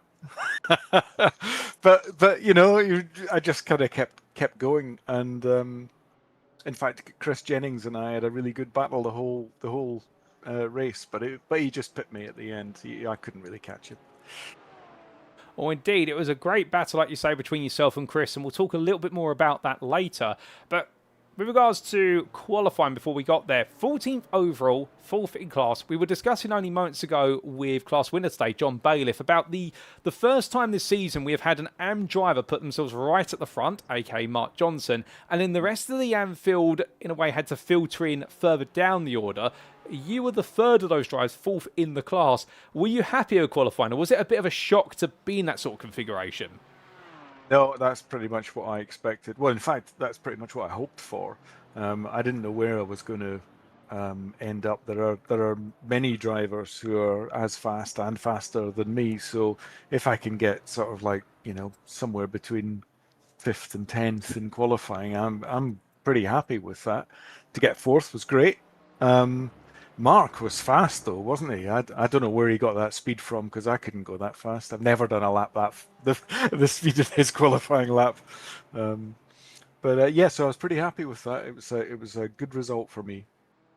Well, great result in qualifying, but then going into the race, you mentioned only moments ago, lap number 1, saw you demoted all the way to the back of the field after a bit of an incident. I mean, just tell us what goes through your mind at that point, because for a lot of individuals, they sit there, they think, right, I've done so well in qualifying, and it's all gone wrong at the start of a 60-minute race, but not you. What motivates you to keep going? Well, in this championship, the way it works, if you finish, then you've got a good chance of scoring some points. So my sort of psychology, or what I told myself, was, well, you've got nothing to lose now. It was all tense and worrying when you were near the front of the field. Now you're at the back. You may as well just have a nice time for the next hour. After all, this is all about fun. It's not. Nobody's going to die and nobody's going to get sacked. It's because if I've made a mess of the race, it's all down to me, and I'm just going to try and have a good time. And I tell you what, I had no idea where I was in terms of position. I thought, well, maybe maybe I'm a bit higher up than I thought. To get a podium was a complete surprise. So let's try and break that down, and the interesting contrast there in the fact that as you're making your way back through the field, you very quickly started to carve your way through and came up behind Chris Jennings, a Mercedes driver who definitely wasn't going to give way, and it led to an absolutely brilliant fight between the two of you. I mean, just talk us a little bit through the dynamic between you both, because you're in the Porsche that's got all the corner speed. Chris, meanwhile, is in the Mercedes. It's got the straight line grunt, and it's an absolute beast with a V8 Raw. How did you find having to try and maximise your strengths while minimising your weaknesses? Well, difficult, given that I didn't catch him. I did at one point when we were kind of fighting, caught up in traffic and things, so I might have had a go then, but then I think he got past the person in front and scooted away, so he was always a couple of seconds away. I think the Porsche was pretty good in Sector 1 and Sector 2, and I tended to take a few tenths out of Chris in that kind of first 2/3 of the lap.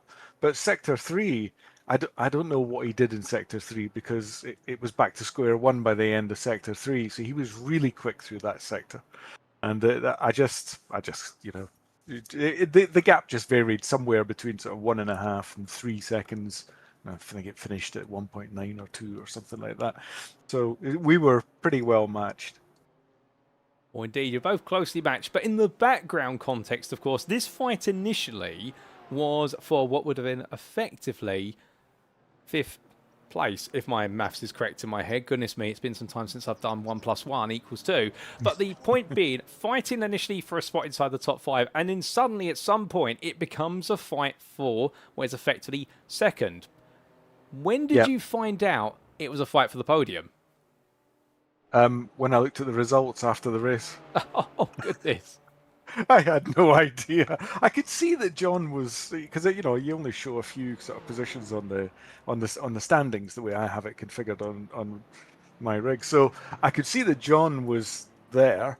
I could see John and then Chris and then me, but I didn't know if there was anyone else ahead. I hoped that maybe I was up there and I could be third, but I was ready for the disappointment. So I was just thinking, just do what you can.